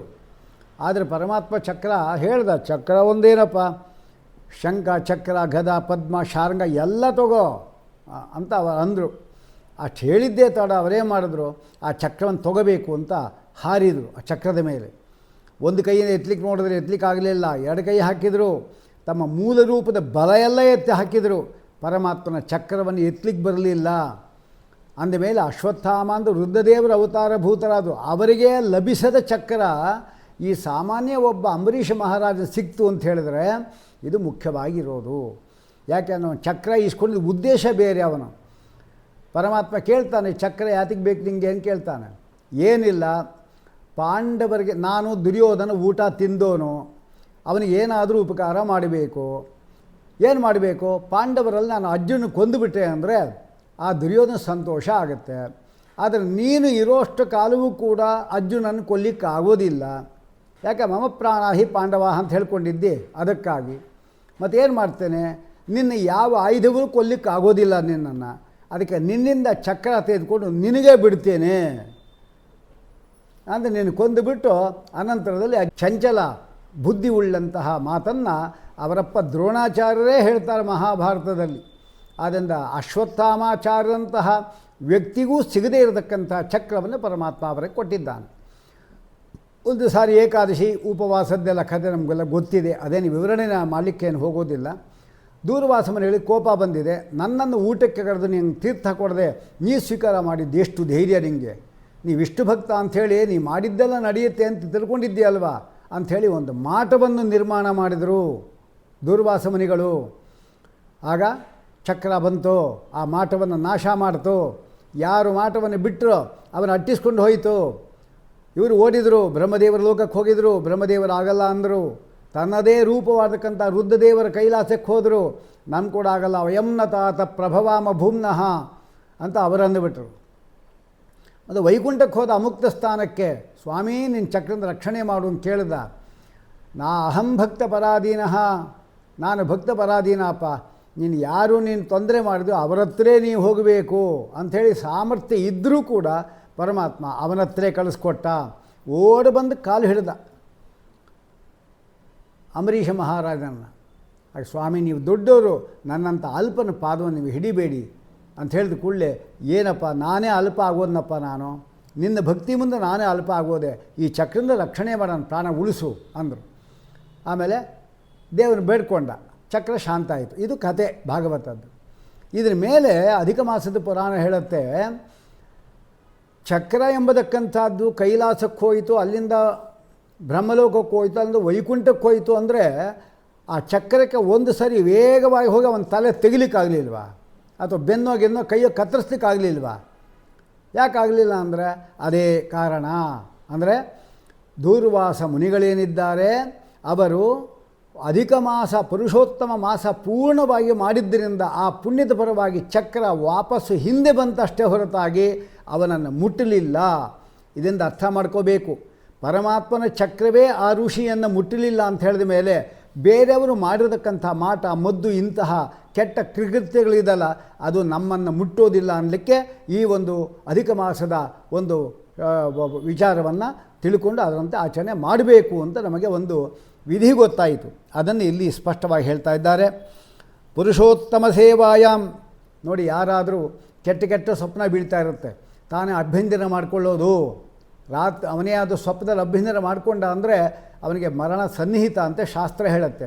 ಅವನ ಹಲ್ಲಿ ಬೀಳೋದು ಇತ್ಯಾದಿಗಳು ಅಲ್ಲದೆ ಇದೆಲ್ಲವೂ ಕೂಡ ಬೇಕಾದಷ್ಟು ಸ್ವಲ್ಪ ದುಸ್ವಪ್ನಗಳೆಲ್ಲ ಬರುತ್ತೆ. ಇದೆಲ್ಲ ದುಸ್ವಪ್ನಗಳು ಕೂಡ ಅಲ್ಲದೆ ದಾರಿದ್ರ್ಯಗಳು ಇದೆಲ್ಲವೂ ಕೂಡ ಪುರುಷೋತ್ತಮ ಮಾಸದಲ್ಲಿ ಯಾರು ಪುರುಷೋತ್ತಮ ಮಾಸದ ಆಚರಣೆ ಮಾಡ್ತಾರೋ ಅವರಿಗೆಲ್ಲ ನಾಶ ಆಗುತ್ತೆ ಎಂಬುದಾಗಿ ಬೃಹನ್ನಾರದೀಯ ಹೇಳ್ತಾ ಇದೆ. ದುಸ್ವಪ್ನಂ ಚೈವ ದಾರಿದ್ರ್ಯಂ ತ್ರಿವಿಧಂ ಚ ಯತ್ ದುಷ್ಕೃತಂ ತತ್ಸರ್ವಂ ವಿಲಿಮ್ಯಾಂತಿ ಕೃತೆ ಶ್ರೀ ಪುರುಷೋತ್ತಮೇ. ಆದ್ದರಿಂದ ದೇವತೆಗಳು ಎಲ್ಲರೂ ಕೂಡ ಹರಿಭಕ್ತನಿಗೆ ವಿಘ್ನ ಬಾರದಂತೆ ರಕ್ಷಣೆ ಮಾಡ್ತಾರಂತೆ. ಇಂದ್ರಾದಿ ದೇವತೆಗಳು ಪುರುಷೋತ್ತಮನ ವ್ರತ ಮಾಡತಕ್ಕಂಥವು ಎಲ್ಲಿ ವಾಸ ಮಾಡ್ತಾರಲ್ಲಿ ಭೂತ ಪ್ರೇತ ಪಿಶಾಚಾದಿಗಳು ಇರೋದಿಲ್ಲ. ಈಗ ಒಬ್ಬರು 1 ತಿಂಗಳು ಅಧಿಕ ಮಾಸವನ್ನು ಮಾಡಿಬಿಟ್ರು ಅಂದರೆ ಅವರು ಯಾವ ಮನೆಯಲ್ಲಿ ಬರ್ತಾರೋ ಅಲ್ಲಿ ಅಕಸ್ಮಾತ್ ಭೂತ ಪ್ರೇತ ಇದ್ದರೂ ಕೂಡ ಅದು ಓಡಿ ಹೋಗ್ತವೆ ಅಷ್ಟೇ ಹೊರತಾಗಿ ಇವ್ರಿಗೇನು ಮಾಡೋದಿಲ್ಲ. ಅಂದರೆ ಇದೆಲ್ಲ ಇದೆ. ಅಷ್ಟು ಮಾತ್ರವಲ್ಲ, ಯಾವ ಸ್ತ್ರೀಗೆ ಮಕ್ಕಳು ಆಗಿಲ್ಲ ನನಗೇಂತಿದ್ದಾಳೆ ಅವಳು ಪುರುಷೋತ್ತಮ ಮಾಸವನ್ನು ಪೂರ್ತಿ ಆಚರಣೆ ಮಾಡಿದ್ಲು ಅಂದರೆ ಅದು ಸ್ತ್ರೀಯರು ಪುರುಷರು ಮಕ್ಕಳು ವೃದ್ಧರು ಎಲ್ಲರೂ ಮಾಡಬೇಕಾದ ಕಾರ್ಯಕ್ರಮ ಏಕಾದಶಿ ಅಂತ ಇದು. ಒಬ್ಬರು ಮಾಡೋದು ಒಬ್ಬರು ಬಿಡೋದು ಅಂತಲ್ಲ. ಚಾತುರ್ಮಾಸ್ಯವೂ ಹಾಗೆ. ಚಾತುರ್ಮಾಸ್ಯದಲ್ಲಿ ಯಾವ್ಯಾವ ರೀತಿ ಲಕ್ಷ ಬತ್ತಿ ವ್ರತ, ಲಕ್ಷ ಪ್ರದಕ್ಷಿಣೆ, ಲಕ್ಷ ನಮಸ್ಕಾರ, ಧಾರಣಪಾನ ವ್ರತ ಮಾಡ್ತೋ ಅದೆಲ್ಲವನ್ನೂ ಇಲ್ಲಿ ಮಾಡಬೇಕು. ಅದೆಲ್ಲವೂ ಕೂಡ ಮಾಡಲಿಕ್ಕೆ ಶಾಸ್ತ್ರ ಹೇಳಿದೆ. ಅಲ್ಲದೆ ಲಘು ವಿಷ್ಣು ಪಂಚಕ ಅಂತ ಬೇರೆ ಹೇಳಿದ್ದಾರೆ. ಈಗ 5 ಬರುತ್ತೆ. ಈಗ ವಿಷ್ಣು ಪಂಚಕ ಅಂದರೆ ಏನು? 60 ಉಪವಾಸ ಒಂದು ವರ್ಷದಲ್ಲಿ. ಪ್ರತಿ ತಿಂಗಳು ಕೂಡ ಶ್ರವಣ ನಕ್ಷತ್ರ ಇರೋ ದಿವಸ ಅದಕ್ಕೆ ಇಷ್ಟು ಗಳಿಗೆ ಅಂತ ಅದಿರಬೇಕು. ಬೇರೆ ನಕ್ಷತ್ರಗಳ ಸಂಬಂಧ ಇರಬಾರ್ದು, ವಿದ್ಧ ಆಗಿರಬಾರ್ದು ಅಂಥದ್ದು ಶ್ರವಣ ಉಪವಾಸಕ್ಕೆ ಬರುತ್ತೆ. ಅದು ಪಂಚಾಂಗದಲ್ಲಿ ಹಾಕಿರ್ತಾರೆ. ಅದೊಂದು. ಏಕಾದಶಿ ಒಂದು ಶುಕ್ಲ ಪಕ್ಷದ್ದು, ಕೃಷ್ಣ ಪಕ್ಷದ ಏಕಾದಶಿ 3 ದಿವಸ ಆಯಿತು. ಪೌರ್ಣಿಮೆ, ಅಮಾವಾಸ್ಯೆ ಈ 5 ಒಂದು ತಿಂಗಳಲ್ಲಿ ಬರುತ್ತೆ. ಇಂಥದ್ದು 1 ವರ್ಷ ಮಾಡಿದ್ರೆ 60 ಉಪವಾಸಗಳಾಗತ್ತೆ. ಇಲ್ಲಿ ನಮಗೆ 5 ಉಪವಾಸಕ್ಕೆ ಇಡೀ 1 ವರ್ಷ ಮಾಡಿದ ಫಲ ಬರ್ತಾ ಇದೆ. ಇಲ್ಲಿ ಕೂಡ ಈ ಸಾರಿ ಕೂಡ ಏಕಾದಶಿ 2 ಏಕಾದಶಿ ಬಂದೇ ಬರುತ್ತೆ. 2 ಏಕಾದಶಿ ಅಂದ್ರೇನು? ಒಂದು ಶುಕ್ಲ ಪಕ್ಷದ್ದು, ಒಂದು ಕೃಷ್ಣ ಪಕ್ಷದ್ದು, ಒಂದು ಬಿಳಿ ಒಂದು ಕಪ್ಪು ಅದು ಬರುತ್ತೆ. ಇನ್ನು ಒಂದು ಬಿಳಿ ಇನ್ನೊಂದು ಕಪ್ಪು ಬರುತ್ತೆ. ಯಾವುದದು? ಅಮಾವಾಸ್ಯೆ ಮತ್ತು ಪೌರ್ಣಿಮೆ ಅದು ಬರುತ್ತೆ. ಇನ್ನೊಂದು ಶ್ರವಣ ನಕ್ಷತ್ರ ಇದು ಕೂಡ ಬರ್ತಾ ಇದೆ. ಈಗ ನಾವು ಸಂಕಲ್ಪ ಮಾಡಿಕೊಂಡು ಯಾರು ವಿಷ್ಣು ಪಂಚಕ ಮಾಡಲಿಕ್ಕೆ 60 ಮಾಡಬೇಕು ಅಂತ ಭಯ ಪಡ್ತಾರೆ ಅಂಥವರು ಈ ತಿಂಗಳಲ್ಲಿ ಮಾಡತಕ್ಕಂಥ 5 ಉಪವಾಸ ಮಾಡಿ ಅವನು ಆ 60 ಉಪವಾಸ ಮಾಡತಕ್ಕಂಥ ವಿಶೇಷ ಒಂದು ಲಕ್ಷ್ಮೀದೇವಿಯ ಸನ್ನಿಧಾನವನ್ನು ನಾವು ಪಡ್ಕೊಳ್ಳಿಕ್ಕೆ ಅವಕಾಶ ಇದೆ. ಅದಕ್ಕೆ ಲಘು ವಿಷ್ಣು ಪಂಚಕ ಅಂತ ಹೆಸರು ಇದು ಅಧಿಕ ಮಾಸದಲ್ಲಿ. ಇದನ್ನು ತಪ್ಪಿಸ್ಕೋಬೇಡಿ. ಪ್ರತಿಯೊಬ್ಬರು 5 ಉಪವಾಸ ಮಾಡಿರಿ. ಇದರಿಂದ ನಿಮಗೆ ವಿಷ್ಣು ಪಂಚಕ ವ್ರತ ಮಾಡಿಲ್ಲ ಅಂತ ದುಃಖ ಪಡೋದು ಬೇಡ. ಒಂದು 5 ಜನ ಬ್ರಾಹ್ಮಣರಿಗೆ ಊಟ ಹಾಕಿ ಅವ್ರಿಗೇನಾಗುತ್ತೋ ನಿಮ್ಮ ಶಕ್ತಿ ಇದ್ದು ಕೊಡ್ರಿ. ಇದು ಮುಖ್ಯವಾಗಿ ನಾವು ಇದರಲ್ಲಿ ಬರತಕ್ಕಂಥದ್ದು. ಹಾಗೆ ಯಾವ ವ್ಯಕ್ತಿಗೆ ಮಕ್ಕಳು ಇಲ್ಲವೋ ಅಂಥವರಿಗೆ ಸಂತಾನ ಆಗತ್ತೆ. ವಂದ್ಯತ್ವ ಶಮನಂ. ಎಷ್ಟೋ ದಿನಕ್ಕೆ ಗಂಡ ಆಯುಷ್ ಮುಗಿದೋಗಿರುತ್ತೆ, ಅವನಿಗೆ ಮುಗಿತಾ ಇರುತ್ತೆ, ವೈಧವ್ಯ ಬರೋ ಅವಕಾಶ ಇರುತ್ತೆ. ಅಧಿಕ ಮಾಸ ಮಾಡಿ ಪರಮಾತ್ಮ ಅರ್ಪಣೆ ಮಾಡಿದರೆ ದೀರ್ಘಾಯುಷ್ಮಂತನಾಗ್ತಾನೆ. ಅದು ಬೇರೆ ಇದೆ. ಅದಕ್ಕಾಗಿ ಒಂದು ಕಥೆಯನ್ನು ಹೇಳಿದ್ದಾರೆ.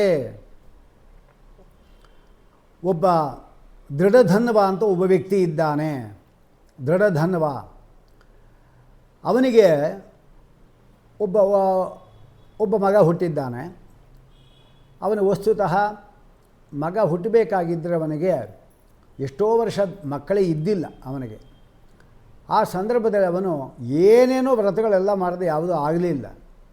ಕಡೆಗೆ ಏನು ಮಾಡ್ದ? ಪರಮಾತ್ಮನನ್ನು ಅನೇಕ ರೀತಿ ಉಪಾಸನೆಯನ್ನು ಮಾಡ್ದ. ಅವನಿಗೇನು ಇದಾಗಲಿಲ್ಲ. ಕಡೆಗೆ ಒಂದು ಸಾರಿ ಗರುಡ ಅವನ ಮಿತ್ರ, ಗರುಡ ಏನಿದ್ದಾನ ಅವನನ್ನ ಮಿತ್ರ, ಅವನು ಹೇಳ್ತಾನೆ, ನೀನಾದರೂ ಪರಮಾತ್ಮನಿಗೆ ಹೇಳಿ ನಮಗೆ ಒಬ್ಬ ಮಗನನ್ನು ಇದು ಮಾಡಬಾರ್ದ ಅಂತ. ಪರಮಾತ್ಮನ ಹತ್ರ ಕರ್ಕೊಂಡು ಹೋದ. ಅವನು ಕರ್ಕೊಂಡು ಹೋಗಿ ಹೇಳ್ತಾನೆ, ಸ್ವಾಮಿ, ನನಗೆ ತಪಸ್ಸು ಮಾಡಿದ್ದಾನೆ, ಪಾಪ ತುಂಬ ಸೇವೆ ಮಾಡಿದ್ದಾನೆ, ಒಂದು ಮಗನನ್ನು ಕೊಡ್ಬೋದಲ್ಲ ಅಂತ. ಮೊದಲು ಪರಮಾತ್ಮ ಹೇಳ್ತಾನೆ, ನೀವಿಷ್ಟು ವರ್ಷ ತಪಸ್ಸು ಮಾಡಿದ್ರು ಅಷ್ಟೇ, ನಿಮಗೆ ನಿಮ್ಮ ಮಕ್ಕಳ ಸಂತಾನ ಭಾಗ್ಯವೇ ಇಲ್ಲ ಅಂದ್ಬಿಟ್ಟ ಪರಮಾತ್ಮನೇ. ಗರುಡನ ಮೇಲೆ ಬಂದಿದ್ನಲ್ಲ, ಅವನು ಗರುಡನ ಮುಖ ನೋಡ್ದ. ಆಗ ಗರುಡ ಹೇಳ್ತಾನೆ, ಸ್ವಾಮಿ ನೀನು ಮನಸ್ಸು ಮಾಡಿದ್ರೆ ಅಸಾಧ್ಯವಾದ ಯಾವುದು, ಒಂದು ಮಗನ ಕೊಡಿ ಸ್ವಾಮಿ ಅಂತ. ನೋಡಿ, ಉನ್ನತ ಪ್ರಾರ್ಥಿತ ಶೇಷ ಸಂಸಾಧಕಂ ಸನ್ನತ ಲೌಕಿಕಾನಂದದ ಶ್ರೀಪದಂ. ಉನ್ನತ ಪ್ರಾರ್ಥಿತ, ಉತ್ಕೃಷ್ಟರಾದವರು ಜ್ಞಾನಿಗಳು ಪ್ರಾರ್ಥನೆ ಮಾಡಿದರೆ ಪರಮಾತ್ಮ ಇಲ್ಲ ಅಂತ ಮಾತ್ರ ಹೇಳೋದಿಲ್ಲ. ಆದ್ದರಿಂದ ಗರುಡ ಹೇಳಿಕೊಳ್ಳಿ, ಸರಿ ನೀನೇ ಕೊಡು ಅಂದ. ಒಬ್ಬ ಮಗ ಆಗಲಿ ಎಂದ. ಆಮೇಲೆ ಮಗ ಆದ, ಬೆಳೀತಾ ಇದ್ದಾನೆ, ತುಂಬ ಸಂತೋಷ ಆಯಿತು. ಪರಮಾತ್ಮನ ಹೊರಟ, ಗರುಡನು ಹೊರಟುಬಿಟ್ಟ. ಇನ್ನೇನು ಒಂದು 12 ವರ್ಷ ಆಗ್ತಾಯಿದೆ ಅವನಿಗೆ. ಉಪನಯನೆಲ್ಲ ಮಾಡಿದ್ದಾರೆ. ಆ ಸಂದರ್ಭದಲ್ಲಿ ವಿಶ್ವಾಮಿತ್ರರು ಅವರ ಮನೆಗೆ ಬರ್ತಾರೆ. ಒಂದು ಕಡೆ ವಿಶ್ವಾಮಿತ್ರ ಅಂತಿದೆ, ಒಂದು ಕಡೆ ಮಾರ್ಕಂಡೇಯರು ಅಂತಿದೆ, ಒಂದು ಕಡೆ ವಾಲ್ಮೀಕಿ ಋಷಿಗಳು ಅಂತಿದೆ. ಅದೆಲ್ಲ ಅವರಿಗೆ ಹೆಸರುಗಳು. ಋಷಿಗಳು ಬಂದಿದ್ದಾರೆ. ಅವ ನೋಡಿ, ನಿಜವಾಗಿ ಎಂಥ ಮಗಪ್ಪ, ಎಲ್ಲ ಶಾಸ್ತ್ರಗಳಲ್ಲಿಯೂ ಕೂಡ ಕರೆದಲ್ಲ ಆಮಲಕನಾಗ್ಬಿಟ್ಟಿದ್ದಾನೆ ಅಂತ ನೋಡಿ, ಆದರೂ ಕೂಡ ಅಂತ ಅಂತಾರೆ. ಏನು ಸ್ವಾಮಿ ಆದರೂ ಕೂಡ ಅಂದರೆ ಏನು ಅಂತಾರೆ. ಇವನು 12 ವರ್ಷ ಆಯುಷ್ ಅಷ್ಟೇ, ಆಮೇಲೆ ಅವನಿಗೆ ಆಯುಷ್ ಇಲ್ಲ ಅಂತ ಹೇಳ್ತಾರೆ.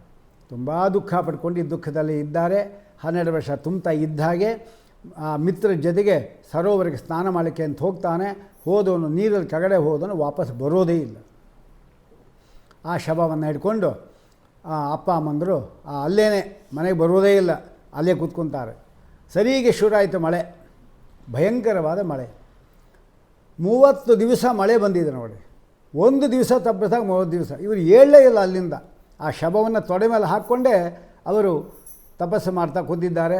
ದೇವರು ಸ್ಮರಣೆ ಮಾಡ್ತಾ ಇದ್ದಾರೆ. ನಾರಾಯಣ, ಕೃಷ್ಣ, ಗೋವಿಂದ, ನೀನು ಕೊಟ್ಟು ಇಂಥ ಕೆಲಸ ಮಾಡಿಬಿಟ್ಟಿಯಲ್ಲಪ್ಪ, ಇದೇ ನಿನಗೆ ಪ್ರಿಯವಾದದ್ದ, ನಿನಗೆ ನೀನು ಕೊಟ್ಟಿದ್ದು ನೀನೇ ಕಿತ್ಕೊಳ್ಳೋದಾ ಅಂತ ಹೀಗೆಲ್ಲ ಅವರು ಹೇಳ್ತಾ ಇದ್ದಾರೆ. ದೇವರ ಸ್ಮರಣೆ ನಿರಂತರವಾಗಿ ನಡೀತಾ ಇದೆ.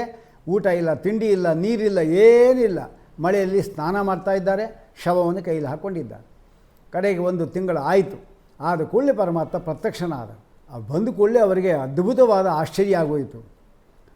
ತುಂಬ ಸಂತೋಷಪಟ್ಟರು. ಪರಮಾತ್ಮ ನೀನು ದರ್ಶನ ಆಯ್ತಲ್ಲ, ಸಾಕು ನಮಗೆ ಅಂತ. ಹೇಳಪ್ಪ ನೀನು ಅಂತ ಆ ಹುಡುಗನಿಗೆ ಹೇಳಿಕೊಳ್ಳಿ, ಎದ್ದು ಕೂತ್ಕೊಂಡ್ಬಿಟ್ಟ. ಮೊದಲು ನಾವು ಕೇಳಿದಾಗ ಮಕ್ಕಳಿಗೆ ಭಾಗ್ಯವೇ ಇಲ್ಲ ಅಂದೆ. ಕಡೆ ಗರುಡ ಪ್ರಾರ್ಥನೆ ಮಾಡೋದಕ್ಕೆ ಕೊಡಿಸ್ದಿ ನೀನೇ. ಪುನಃ ಅವನನ್ನು ಸಾಯಿದ್ದೆ 12 ವರ್ಷಕ್ಕೆ. ಪುನಃ ಬಂದು ದೀರ್ಘಾಯುಷ್ಮಂತನ ಮಾಡ್ತಾಯಿದ್ದಿ. ಏನು ಸ್ವಾಮಿ ನೀನು ವ್ಯಾಪಾರ ಇದು ಅಂದರೆ, ಏನು ಮಾಡೋದು, ಆ ಅಧಿಕ ಮಾಸ ಆಗಿದೆ. ನೀನು ಯಾವಾಗ ನಿನ್ನ ಮಗನನ್ನು ತೊಡೆ ಮೇಲೆ ಕೂಡಿಸ್ಕೊಂಡು ನೀನು ಕೂತ್ಕೊಂಡ್ಯೋ ಅವತ್ತೇನೇ ಶುರು ಆಯಿತು ಅಧಿಕ ಮಾಸ. ಅಧಿಕ ಮಾಸ ನಿರಂತರವಾಗಿ ಮಳೆ ನೀರಲ್ಲಿ ಸ್ನಾನ ಮಾಡಿದ್ದಿ, ನಿರಂತರ ಹರಿನಾಮ ಸ್ಮರಣೆ ಮಾಡ್ತಾ ಇದ್ದಿ, ಅಲ್ಲದೆ ಊಟ ಇಲ್ಲ, ತಿಂಡಿ ಇಲ್ಲ, 1 ತಿಂಗಳು ಉಪವಾಸ ಮಾಡಿದ್ದಿ. ನಿನಗೆ ನಿನ್ನ ಮಗನಿಗೆ ಆಯುಷ್ ದೀರ್ಘಾಯುಷ್ಮಂತ ಕೊಡದೇ ಇದ್ದರೆ ಹೇಗೆ? ಆದರೆ ಅಧಿಕ ಮಾಸದ ಪ್ರಭಾವದಿಂದಾಗಿ 4000 ವರ್ಷ ಅವನು ಬದುಕ್ತಾನೆ ಹೋಗು ಎಂಬುದಾಗಿ ಪರಮಾತ್ಮ ಅಂದ್ಕೊಂಡಿದ್ದಾನೆ. ಆದ್ದರಿಂದ ಇಲ್ಲಿ ಸ್ನಾನಾದಿಗಳು, ಉಪವಾಸಾದಿಗಳು, ಹರಿನಾಮಸ್ಮರಣೆ, ಮೌನ ಮುಖ್ಯ. ಮೌನ ಅಂದರೆ ಲೌಕಿಕವಾದದ್ದು ಆದಷ್ಟು 1 ತಿಂಗಳು ಮಾತಾಡಬಾರ್ದು. ಲೌಕಿಕ ಇಲ್ಲ, ಏನಿದ್ದು ದೇವರ ಬಗ್ಗೆ, ದೇವರ ಕಥೆ, ದೇವರ ಸ್ಮರಣೆ ಇಂಥದ್ದು ಮಾಡಬೇಕೆ. ಆ ಶ್ಲೋಕಗಳು ಪಾರಾಯಣ ಹಿಂಗೆ ಮಾಡಿಬಿಟ್ರೆ ಖಂಡಿತ ಅನುಗ್ರಹ ಆಗತ್ತೆ ಅನ್ನಲಿಕ್ಕೆ ಇದೊಂದು. ವಂದ್ಯತ್ವ ಶಮನಂ ಅವೈಧವ್ಯಕರಂ ಸ್ತ್ರೀಯ, ವೈಧವ್ಯ ಕೂಡ ಬರೋದಿಲ್ಲ ಅಂಥದ್ದು. ಕನ್ಯೆ ಏನಾದರೂ ಇವಳು ಮಾಡಿಬಿಟ್ಲು ಅಂದರೆ ಒಳ್ಳೆಯ ವರ ಬೇಕು ಅಂದರೆ ಕನ್ಯಾ ವಿಂದ್ಯೇತ ಭರ್ತಾರಂ ಗುಣಿನಂ ಚಿರಜೀವಿನಂ, ಒಳ್ಳೆ ಚಿರಂಜೀವಿ ಆದಕ್ಕಂಥ ಒಬ್ಬ ಗಂಡನನ್ನು ಪಡ್ಕೊತಾಳೆ. ಕಾಂತಾರ್ಥಿ, ಒಬ್ಬ ಹೆಣ್ಣು ಬೇಕು ಎಂಬುದಾಗಿ ಒಂದು ಇಷ್ಟಪಟ್ಟಿದ್ದು ಮಾಡ್ದ ಅಂದರೆ ಸುಶೀಲಾಂಚ ಪತಿವ್ರತಾಂ ಪ್ರಾಪ್ನೋತಿ. ಇದೆಲ್ಲ ಫಲಗಳು ಹೇಳ್ತಾ ಇದ್ದಾರೆ. ವಿದ್ಯೆ ಬೇಕು, ನನಗೆ ಏನು ವಿದ್ಯೆ ಹತ್ತಾ ಇಲ್ಲ ಅಂತ ಹೇಳಿದ್ರೆ ವಿದ್ಯಾರ್ಥಿ ಲಭತೆ ವಿದ್ಯಾಂ ಸುಸಿದ್ಧಿಂ ಸಿದ್ಧಿಕಾಮಕ. ನನಗೆ ಈ ಮಂತ್ರ ಸಿದ್ಧಿ ಮಾಡ್ಕೊಬೇಡಿ ಸ್ವಾಮಿ ಅಂಥೇಳಿ ಈ ಅಧಿಕ ಮಾಸ ಮಾಡಿದರೂ ಕೂಡ ಅವ್ರಿಗೆ ಫಲ ಇದೆ. ಕಡೆಗೇನು ಮೋಕ್ಷ ಜ್ಞಾನ ಬೇಕು ಅಂತಿದೆ, ಅದನ್ನು ಕೂಡ ಪರಮಾತ್ಮ ಕೊಡ್ತಾನೆ. ಯಾರು ಮಲಮಾಸ ಬಂದಾಗ, ಅಧಿಕ ಮಾಸ ಬಂದಾಗ ಸಂಧ್ಯಾ ಉಪಾಸನಾದಿಗಳು, ತರ್ಪಣಾದಿಗಳು, ಶ್ರಾದ್ದಾದಿ ನಿಯಮಗಳಿದೆ, ಅದೆಲ್ಲವನ್ನು ಮಾಡಿದರೂ ಕೂಡ ಅದು ವಿಶೇಷವಾಗಿ ಆಚರಣೆಯಿಂದ ಬ್ರಹ್ಮಹತ್ಯಾದಿ ಪಾಪಗಳು ಇದೆಲ್ಲ ನಿತ್ಯ ಕರ್ತವ್ಯವಾದದ್ದು, ಬಿಡೋಂಗಿಲ್ಲ. ಅಧಿಕ ಮಾಸದಲ್ಲಿ ಮಾಡಿದ್ದಕ್ಕೋಸ್ಕರವಾಗಿ ಇದು ಬ್ರಹ್ಮಹತ್ಯಾದಿ ಪಾಪಗಳನ್ನು ನಾಶ ಮಾಡಲಿಕ್ಕೆ ಸಮರ್ಥವಾಗಿದೆ ನಮ್ಮ ಸಂಧ್ಯಾವಂದನಾದಿಗಳು. ಇಂತಹ ಒಂದು ಅಧಿಕ ಮಾಸವನ್ನು ನಾವು ತಿಳ್ಕೋಬೇಕು. ಅದಕ್ಕೆ ಹೇಳ್ತಾರೆ, ಏತತ್ತುಲ್ಯೋ ನ ಕೋಪಿ ಅನ್ಯ ಕಾರ್ತಿಕಾದಿಷು ಸುಂದರಿ ಅಂತಾನೆ. ಕಾರ್ತೀಕ ಮಾಸದಾದಿಗಳಲ್ಲಿ ಇದಕ್ಕೆ ಸದೃಶವಾದ ಒಂದು ಮಾಸ ಇಲ್ಲ. ಎಲ್ಲ ಮಾಸಗಳನ್ನು ಕೂಡ ಒಂದು ತಕ್ಕಡೆಯಲ್ಲಿಡ್ರಿ, ಅಧಿಕ ಮಾಸವನ್ನು ಮಾತ್ರ ಒಂದು ತಕ್ಕಡೆಯಲ್ಲಿಡ್ರಿ. ತೂಗಿಸಿದರೆ ಇದರ 16ನೇ ಒಂದು ಭಾಗಕ್ಕೆ ಎಲ್ಲ ಮಾಸಗಳು ಸರಿ ಆಗೋದಿಲ್ಲ ಅಂತ ಹೇಳ್ತಾ ಇದ್ದಾರೆ. ಪುರುಷೋತ್ತಮ ಮಾಸಸ್ಯ ಕಲಾಂ ನಾರ್ಹಂತಿ ಷೋಡಶೀಂ ಅಂತ ಇದು ಕೂಡ ಅಲ್ಲೇ ಹೇಳ್ತಾ ಇದ್ದಾರೆ. ಆದ್ದರಿಂದ ಏನೇನು ಸಾಧನಗಳಿದೆಯೋ ಮೋಕ್ಷ ಸಾಧನ ಅದೆಲ್ಲವೂ ಕೂಡ ಈ ಮಾಸದ 16ನೇ ಒಂದು ಭಾಗಕ್ಕೆ, ಅಂದರೆ ಈ ಮಾಸದಲ್ಲಿ ಮಾಡುವ ಪುಣ್ಯವನ್ನು 16 ತುಂಡು ಮಾಡಿ ಅದರ 1ನೇ ಭಾಗಕ್ಕೆ ಸಮಾನ ಆಗುವುದಿಲ್ಲ ಎಲ್ಲ ಸಾಧನಗಳು. ಆದ್ದರಿಂದ ಇನ್ನೊಂದು ಮಾತು ಬೃಹನ್ನಾರದಿಯಲ್ಲಿ ಹೇಳ್ತಾರೆ. ಅಲ್ಲೇನು ಹೇಳ್ತಾರೆ ಅಂದರೆ, ಈ ನೋಡಿ, ಗುರು ಎಂಬುದಕ್ಕಂಥದ್ದು ಸಿಂಹರಾಶಿಗೆ ಬರ್ತಾನೆ. ಗುರು ಸಿಂಹರಾಶಿಗೆ ಬರ್ತಾನೆ. ಸಿಂಹರಾಶಿಗೆ ಬಂದಾಗ ಅವನು 12 ವರ್ಷ ಏನಿದೆ ಅದು ಫಲವನ್ನು ಕೊಡ್ತಾನೆ. ಗುರು ಸಿಂಹಗತ ಆಗಿದ್ದಾಗ ಅಲ್ಲಿ ಗೋದಾವರಿ ಸ್ನಾನವನ್ನು ನಾವು ಮಾಡಿಬಿಟ್ವಿ ಅಂದರೆ 12 ವರ್ಷ ಗೋದಾವರಿಯಲ್ಲಿ ಸ್ನಾನ ಮಾಡಿದ ಫಲವನ್ನು ಕೊಡ್ತಾನೆ. ಯಾವುದಿದು? 12 ವರ್ಷಗಳ ಕಾಲ ಗಂಗಾ ಸ್ನಾನ ಮಾಡಿದ ಫಲ ಗುರು ಸಿಂಹರಾಶಿಯಲ್ಲಿ ಇರುವಾಗ ಗೋದಾವರಿಯಲ್ಲಿ ಮಾಡಿದರೆ ನಮ್ಗೆ ಫಲ ಬರುತ್ತೆ. ಅಂತಹದ್ದೇ ಫಲ ಅಧಿಕ ಮಾಸದಲ್ಲಿ ಒಂದು ಸಾರಿ ಸ್ನಾನ ಮಾಡಿದರೆ ಸಾಕು, ಗೋದಾವರಿಯಲ್ಲಿ ಅಥವಾ ಗಂಗಾ ನದಿಯಲ್ಲಿ ಅಷ್ಟು ಫಲ ಬರ್ತದೆ. ಇನ್ನು ಪ್ರತಿನಿತ್ಯ ಸ್ನಾನ ಮಾಡಿಬಿಟ್ರೆ ನಮ್ಮನ್ನು ಹಿಡಿಯೋರು ಯಾರಿದ್ದಾರೆ? ಆದ್ದರಿಂದ ಅದು ಕೂಡ ಒಂದು ಶ್ರೇಷ್ಠವಾದದ್ದು. ಇನ್ನು ಮುಖ್ಯವಾಗಿ ಇಲ್ಲಿ ಏನು ದಾನ ಕೊಡಬೇಕು ಅಂದರೆ ಅಪೂಪದಾನವೇ ಮುಖ್ಯ. ಅಪೂಪದಾನ ಮುಖ್ಯ. ಅಪೂಪದಾನ ಮುಖ್ಯ ಅಂದರೆ, ಅಪೂಪ ಅಂದರೆ ನಮ್ಗೆ ಗೊತ್ತಿಲ್ಲ. ಅಪೂಪ ಅಂದರೆ ಏನು? ಅಪ್ಪ ಅಂತ ಅಂತಾರೆ. ವಸ್ತುತಃ ಅಪೂಪ ಅಂದರೆ ಏನು? ಅತಿರಸ ಅಂತ ಕರಿಬೇಕು ಅದನ್ನು. ಅಪೂಪ ಅಂದರೆ ಅತಿರಸ. ಏನು ಅತಿರಸ ಅಂದರೆ? ಅಕ್ಕಿ ಚೆನ್ನಾಗಿ ನೆನೆ ಹಾಕಿ ಬೆಲ್ಲ ಸೇರಿಸಿ ಚೆನ್ನಾಗಿ ಕುಟ್ಟಬೇಕು. ಅದನ್ನು ಕುಟ್ಟಿ ಅದನ್ನು ಎಷ್ಟು ಏಟು ಅದರ ಮೇಲೆ ಬೀಳುತ್ತೋ ಅಷ್ಟು ರಂಧ್ರಗಳು ಆ ಅಪೂಪದಲ್ಲಿ ಬರೆಯುತ್ತೆ. ಬೆಲ್ಲ ಮತ್ತು ಅಕ್ಕಿಯೇ ಪ್ರಧಾನವಾದದ್ದು. ಇನ್ನೇನಾದರೂ ಯಾವುದು ಈ ಏಲಕ್ಕಿ ಅಂಥದ್ದೆಲ್ಲ ಕೆಲವರು ಹಾಕ್ತಾರೆ. ಅದು ಶಾಸ್ತ್ರದಲ್ಲಿ ಏನು ಹೇಳಿಲ್ಲ ಅಂತ ಹಾಕಿದರೆ ಏನು ತೊಂದರೆ ಇಲ್ಲ. ಎಷ್ಟು ಚೆನ್ನಾಗಿ ಮಾಡಲಿಕ್ಕಾಗತ್ತೋ ಅಷ್ಟು ಚೆನ್ನಾಗಿ ತುಪ್ಪದಲ್ಲಿ ಮಾಡಿದ್ರೆ ಭಾರಿ ಇನ್ನೂ ಚೆನ್ನಾಗಿ ಬರುತ್ತೆ. ಅದನ್ನು ನಾವು 33 ಕೊಡಬೇಕು. ಅದೇ 33 ಯಾಕೆ ಕೊಡಬೇಕು ಅಂದರೆ 33 ದೇವತೆಗಳಿದ್ದಾರೆ. ಯಾರ್ಯಾರು 33 ದೇವತೆಗಳು? ಇದೆಲ್ಲ ಪ್ರತಿ ದಿವಸ ಬೆಳಿಗ್ಗೆ ಎದ್ದು ಈ 33 ದೇವತೆಗಳಲ್ಲಿ ಇರುವ 33 ಪರಮಾತ್ಮನ ರೂಪಗಳನ್ನು ನಾವು ಚಿಂತನೆ ಮಾಡಿಬಿಟ್ರೆ ಅಧಿಕ ಮಾಸದಲ್ಲಿ ಎಲ್ಲ ಅಧಿಕ ಆಗೋಗುತ್ತೆ. ಅದು ಈಗ ಅಷ್ಟವಸುಗಳು ಅಂತಿದ್ದಾರೆ 8 ಜನ, ಏಕಾದಶ ರುದ್ರರು 11 ಜನ, ದ್ವಾದಶ ಆದಿತ್ಯರು 12, 11, 8 ಎಷ್ಟಾಯಿತು? 31 ಆಯಿತು. ಇನ್ನೊಂದು ಪ್ರಜಾಪತಿ ಒಬ್ಬನು, ಇನ್ನೊಂದು ವಷಟ್ಕಾರ ಅಂತ ದೇವತೆ. ಆಯಿತಾ? ಎಷ್ಟಾಯಿತು? 33 ದೇವತೆಗಳಿದು. ಈ 33 ದೇವತೆಗಳಲ್ಲಿ ಪರಮಾತ್ಮನ 33 ರೂಪಗಳಿದೆ. ವಿಷ್ಣು, ಜಿಷ್ಣು, ಕೇಶವ, ಅಚ್ಯುತ, ಪುರುಷೋತ್ತಮ ಇದೆಲ್ಲ ಇದೆ. ಅದನ್ನು ಹೇಳಬೇಕು ನಾವು. ಅದನ್ನು ಹೇಳಿ 33 ಅಪೂಪಗಳೇನಿದೆ ಅದನ್ನು ನಾವು ಒಂದು ಕಂಚಿನ ಪಾತ್ರೆ ತಗೋಬೇಕು. ಕಂಚಿನ ಪಾತ್ರೆಯಲ್ಲೇ ಕೊಡಬೇಕು ನಾವು. ಕಂಚಿನ ಪಾತ್ರೆಯಲ್ಲಿ ಒಂದೊಂದೇ ಇಡಬೇಕು. ಆ ದೇವರ ಸ್ತೋತ್ರ ಹೇಳಬೇಕು. ಹೇಗೆ? ಅಷ್ಟವಸುವಿನಲ್ಲಿ ಒಬ್ಬನ ದ್ರೋಣ ಅಂತ ತಗೋಣ. ದ್ರೋಣ ನಾಮಕ ವಸುಭ್ಯ ಸ್ವಾಹ ಅಂತ ಹೇಳ್ರಿ, ಅಥವಾ ನಮಃ ಅಂಥೇಳಿ. ಆಮೇಲೆ ಒಂದು ಅಪೂಪ ಇಡೋದು. ಜಿಷ್ಣು ಅಂತಿದ್ದಾನಲ್ಲ ಅವನು, ಎರಡನೇ ಒಂದು ವಿಷ್ಣು, ಹೀಗೆ ಮಹಾವಿಷ್ಣು, ಹೀಗೆ ಒಂದು ಅಷ್ಟವಸುಗಳದು, ಏಕಾಶ ರುದ್ರದು, ದ್ವಾದಶ ಆದಿತ್ಯರದು, ವಷಟ್ಕಾರ, ಪ್ರಜಾಪತಿ ಇವರೆಲ್ಲ ಹೆಸರಲ್ಲಿ ಒಂದೊಂದು ಅಪೂಪ ಜೋಡಿಸೋದು ಸುತ್ತಲೂ ಕೂಡ ಅದರಲ್ಲಿ. ಅನಂತರ ಒಂದೊಂದು ವಿಷ್ಣುವಿನ ನಾಮವನ್ನು ಹೇಳೋದು. ಹೇಳಿಬಿಟ್ಟು ಅದನ್ನು ತುಪ್ಪದ ಪಾತ್ರೆ, ಒಂದು ಬೆಳ್ಳಿಯಲ್ಲೋ ಯಾವುದರಲ್ಲಿ ನಿಮಗೆ ಶಕ್ತಿ ಇರ್ತೋ ಅದರಲ್ಲಿ ತುಪ್ಪವನ್ನು ಕೂಡ ಇಡಬೇಕು ಅದರ ಮೇಲೆ. ಆಮೇಲೆ ಒಂದು ಬಂಗಾರದ ಒಂದು ನಾಣ್ಯ ಇಡಬೇಕು. ಇಟ್ಟು 2 ಜನಿವಾರ ಮತ್ತು ಗೋಪೀಚಂದ್ರ ಜೊತೆಗೆ ಪರಮಾತ್ಮ ನಿವೇದನೆ ಮಾಡಬೇಕು ಇದನ್ನು. ಆಮೇಲೆ ಬ್ರಾಹ್ಮಣನನ್ನು ಕರೆದು ಈ ರೀತಿ ನಾವು ಸಂಕಲ್ಪ ಮಾಡಿ ಕೊಡಬೇಕು. ಆಚಮನ ಮಾಡಿ, ಪ್ರಾಣಾಯಾಮ ಮಾಡಿ, ದೇಶಕಾಲಾದಿಗಳನ್ನು ಸಂಕೀರ್ತನೆ ಮಾಡಿ, ಏವಂ ಗುಣ ವಿಶಿಷ್ಟಾಯಾಂ ಶುಭತಿಥೌ ಶ್ರುತಿ ಸ್ಮೃತಿ ಪುರಾಣೋಕ್ತ ಸಕಲ ಫಲಪ್ರಾಪ್ತ್ಯರ್ಥಂ ಸಕಲ ಶ್ರುತಿ ಸ್ಮರಣೆಗಳಿಂದ ಫಲ ಬರಲಿಕ್ಕೆ ವಸು ರುದ್ರ ಆದಿತ್ಯ ಪ್ರಜಾಪತಿ ವಷಟ್ಕಾರಾಂತರ್ಗತ ಭಾರತೀರಮಣ ಮುಖ್ಯ ಪ್ರಾಣಾಂತರ್ಗತ ಮಾಸನಿಯಾಮಕ ಶ್ರೀ ತ್ರಿವಿಕ್ರಮ ಪುರುಷೋತ್ತಮ ಪ್ರೇರಣೆಯ ಶ್ರೀ ತ್ರಿವಿಕ್ರಮ ಪುರುಷೋತ್ತಮ ಪ್ರೀತ್ಯರ್ಥಂ ಏನು ಮಮ ನಿಖಿಲ ಪಾತಕ ಶಮನ ಪೂರ್ವಕ ಎಲ್ಲ ಪಾಪಗಳು ಪರಿಹಾರವಾಗಿ ಪುತ್ರ ಪೌತ್ರ ಧನಧಾನ್ಯಾದಿ ಕ್ಷೇಮ ಸಮೃದ್ಧಿ ಲೋಕದ್ವಯ ಸುಖ ಹೇತುಭೂತ ಭೂದಾನಾದಿ ಸಕಲ ಫಲ ಭೂದಾನ ಪೃಥ್ವಿದಾನ ಫಲಂ ಲಭೇತಂತ ಅಪೂಪ ದಾನ ಅಂದರೆ ಒಂದು ಭೂಮಿಯನ್ನು ದಾನ ಕೊಟ್ಟಾಗೆ ಆ ಫಲಾವಾಪ್ತೆಯೇ ವಿಶೇಷತಃ ಜ್ಞಾನಭಕ್ತಿ ವೈರಾಗ್ಯ ಸಿದ್ಧಾರ್ಥಂ ಹರಿಗುರು ಪ್ರಸಾದ ಸಿದ್ಧಾರ್ಥಂ ಅಪೂಪ ಛಿದ್ರ ಸಮಸಂಖ್ಯ ಅಪೂಪದಲ್ಲಿ ಎಷ್ಟು ಛಿದ್ರಗಳಿದೆಯೋ ರಂಧ್ರಗಳು ಅದಕ್ಕೆ ಸದೃಶವಾದ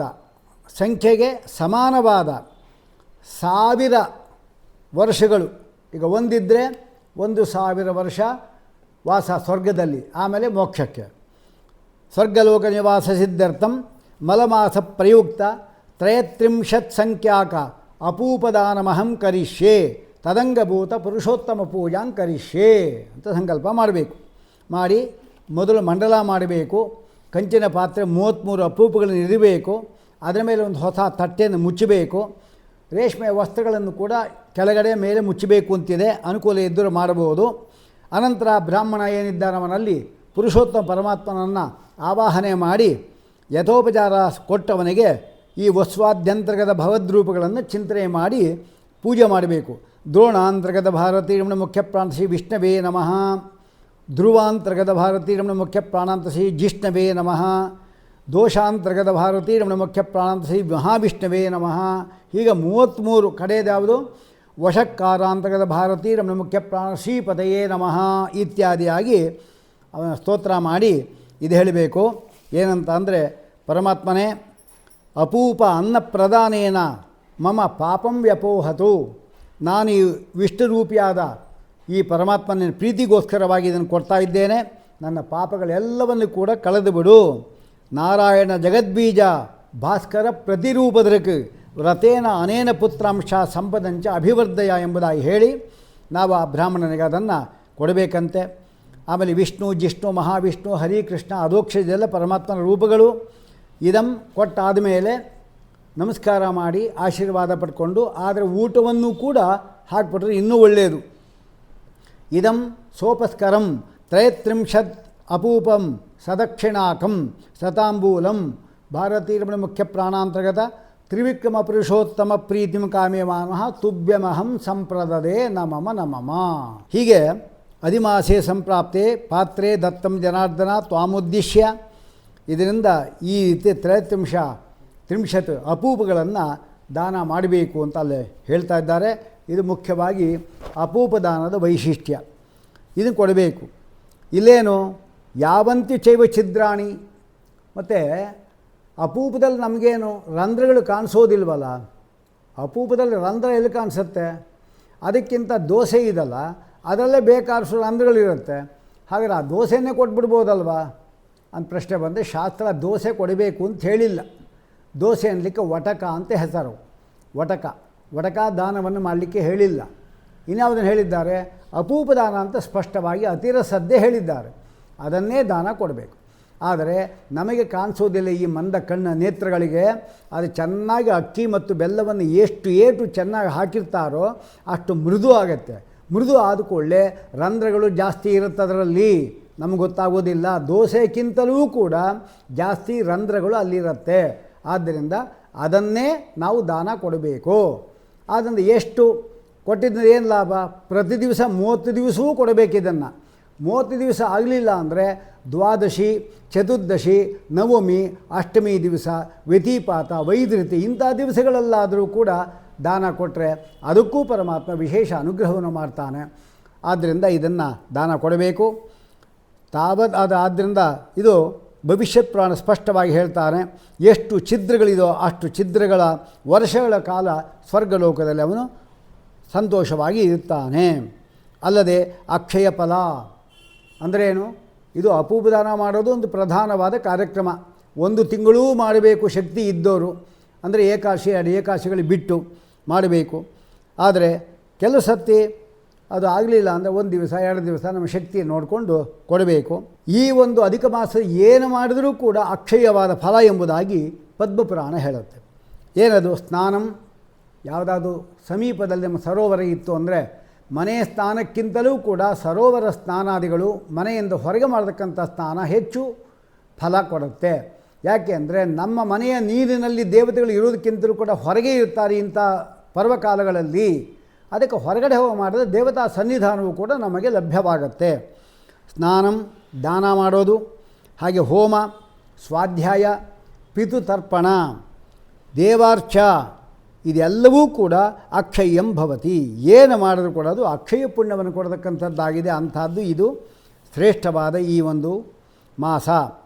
ಇನ್ನು ಯೇ ಮಾಸಾಹ ಸಸಂಕ್ರಾಂತ ತೇಷಾಂ ಸ್ವಾಮಿ ರವಿಸ್ಮೃತಃ, ಯಾವುದು ಸಂಕ್ರಾಂತಿಯನ್ನು ಹೊಂದತಕ್ಕಂಥ ಮಾಸಗಳಲ್ಲಿ ಅದಕ್ಕೆ ಅಧಿಪತಿ ಸೂರ್ಯ, ಆದರೆ ಅವನ ಅಂತರ್ಯಾಮಿಯಾದವನು ಪರಮಾತ್ಮ ಸೂರ್ಯನಾರಾಯಣ. ಆದರೆ ಮಲಮಾಸೇತು ಸರ್ವೇಸ್ಮಿನ್ ಸ್ವಯಂ ದೇವೋ ಜನಾರ್ದನಃ, ಪರಮಾತ್ಮನೇ ಇದಕ್ಕೆ ದೇವತೆ ಅಂದಮೇಲೆ ಇನ್ನೂ ಇದರಲ್ಲಿ ವೈಶಿಷ್ಟ್ಯ ಬಂತು. ಹುತಂ ದತ್ತಂ ತಪಸ್ತತ್ತಂ ತದಕ್ಷಯಕರಂ ಭವೇತ್ ಅಂತಾರೆ. ಇನ್ನು ಯಾವತ್ತಾದ್ರು ಕೊಡಬೇಕು? ಕೃಷ್ಣ ಪಕ್ಷದಲ್ಲಿ ಚತುರ್ದಶ್ಯಾಂ, ನವಮ್ಯಾಂ, ಅಷ್ಟಮ್ಯಾಂ ಇದು ಕೊಡಬೇಕು. ದ್ವಾದಶಿ ಅಂಕು ಎರಡು ಕೂಡ ವಿಶಿಷ್ಟವಾದದ್ದೇ. ಆದ್ದರಿಂದ ಇದರಿಂದ ಅಶ್ವಮೇಧ ಸಹಸ್ರ 1000 ಅಶ್ವಮೇಧ ಯಾಗ ಮಾಡಿರಿ, ವಾಜಪೇಯ ಶತ ಮಾಡಿರಿ 100. ಆದರೆ ಅಧಿಕ ಮಾಸ ಮಾಡಿರತಕ್ಕಂಥ ಒಂದು ಪುಣ್ಯ ಏನಿದೆ ಅದರ 16 ಒಂದು ಭಾಗ ಸಮಾನ ಆಗೋದಿಲ್ಲ. ಎಷ್ಟರವರೆಗೆ ಅಧಿಕ ಮಾಸ ಮಾಡಿಲ್ವೋ ಅವನು ಅಲ್ಲಿವರೆಗೂ ಪಾಪಗಳು ಗರ್ಜನೆ ಮಾಡ್ತಾ ಇರ್ತವಂತೆ, ನಿಮಗೆ ದೊಡ್ಡ ನರಕ ಕೊಡಿಸ್ತೇನೆ ಅಂತ. ಆದರೆ ಅಧಿಕ ಮಾಸ ಶುರು ಮಾಡ್ದ ಅಂದರೆ ಎಲ್ಲವೂ ಕೂಡ ದೂರ, ಯಾವುದು ಏನು ಮಾಡೋದಿಲ್ಲ. ಆದ್ದರಿಂದ ಪಾಪಗಳೆಲ್ಲ ದೇಹದಲ್ಲಿ ಹೆದರಿಸೋದು ಅಧಿಕ ಮಾಸ ಆಚರಿಸೋಕ್ಕೆ ಮಾತ್ರ ಅಷ್ಟೇ. ಹಾಗೆ ಅಂತ ಇಲ್ಲಿ ಹೇಳ್ತಾ ಇದ್ದಾರೆ. ಹಾಗೆ ಅಧಿಕ ಸ್ನಾನ, ದಾನ, ಜಪ, ಹೋಮ, ಹರಿತೋಷಣ ಇದೆಲ್ಲ ಮಾಡ್ತಾಯಿದ್ರೆ ದೀಪದಾನ ನೋಡಿ. ಇಲ್ಲಿ ಒಂದು ಪದ್ಮಪುರಾಣದ ಶ್ಲೋಕದಲ್ಲಿ ಏನೇನು ಮಾಡಬೇಕು ಅಂತ ಸಂಕ್ಷೇಪವಾಗಿ ಹೇಳಿದ್ದಾರೆ. ಅಧಿಕ ಮಾಸದಲ್ಲಿ ಮಾಡ್ತಕ್ಕಂಥ ಸ್ನಾನಾದಿಗಳು, ಪ್ರತಿ ದಿವಸ ತಣ್ಣೀರು ಸ್ನಾನ ಮಾಡೋದು ಅಭ್ಯಾಸ ಮಾಡ್ಕೋಬೇಕು. ದಾನ ಮಾಡೋದು ಏನಿದೋ ಅದು ದಾನ ಮಾಡೋದು. ಜಪ ಮಾಡೋದು ಚೆನ್ನಾಗಿ, ಏನೂ ಗತಿ ಇಲ್ವಾ ಅಧಿಕ ಮಾಸ ಪೂರ್ತಿ ಚೆನ್ನಾಗಿ ಯಾವುದಾದ್ರು ಒಂದು ಮಂತ್ರ, ನಾರಾಯಣ ಅಷ್ಟಾಕ್ಷ ಮಂತ್ರವೋ, ಕೃಷ್ಣ ಮಂತ್ರವೋ, ಅಥವಾ ನರಸಿಂಹದೇವರ ಮಂತ್ರವೋ, ಅಥವಾ ವಿಷ್ಣು ಮಂತ್ರವೋ, ಯಾವುದಾದ್ರೂ ಒಂದು ಮಂತ್ರ ಏನಿದೆ ಆ ಮಂತ್ರವನ್ನು ಪೂರ್ಣವಾಗಿ ಜಪ ಮಾಡಿರಿ. ಅದಿದೆ ಹೋಮ ಮಾಡೋದು, ಸ್ವಾಧ್ಯಾಯಗಳು ಅಧ್ಯಯನ ಮಾಡತಕ್ಕಂಥ ಇದೆಲ್ಲ ಪರಮಾತ್ಮ ಅತ್ಯಂತ ಪ್ರೀತಿಪಾತ್ರವಾದದ್ದು. ಇದಲ್ಲದೆ ಸ್ನಾನ ಮತ್ತು ವ್ರತ ಮತ್ತು ಈ ಒಂದು ದೀಪದಾನ ಅದು ಯಾವುದೇ ಕಾಲದಲ್ಲಿ ಮಾಡಿದ್ರು, ಅದರಲ್ಲಿ ಅಧಿಕ ಮಾಸದಲ್ಲಿ ಮಾಡಿದ್ರು ಅಂದರೆ ನಚ ಭಾಸ್ಕರೀಂ ಪಶ್ಯತಿ.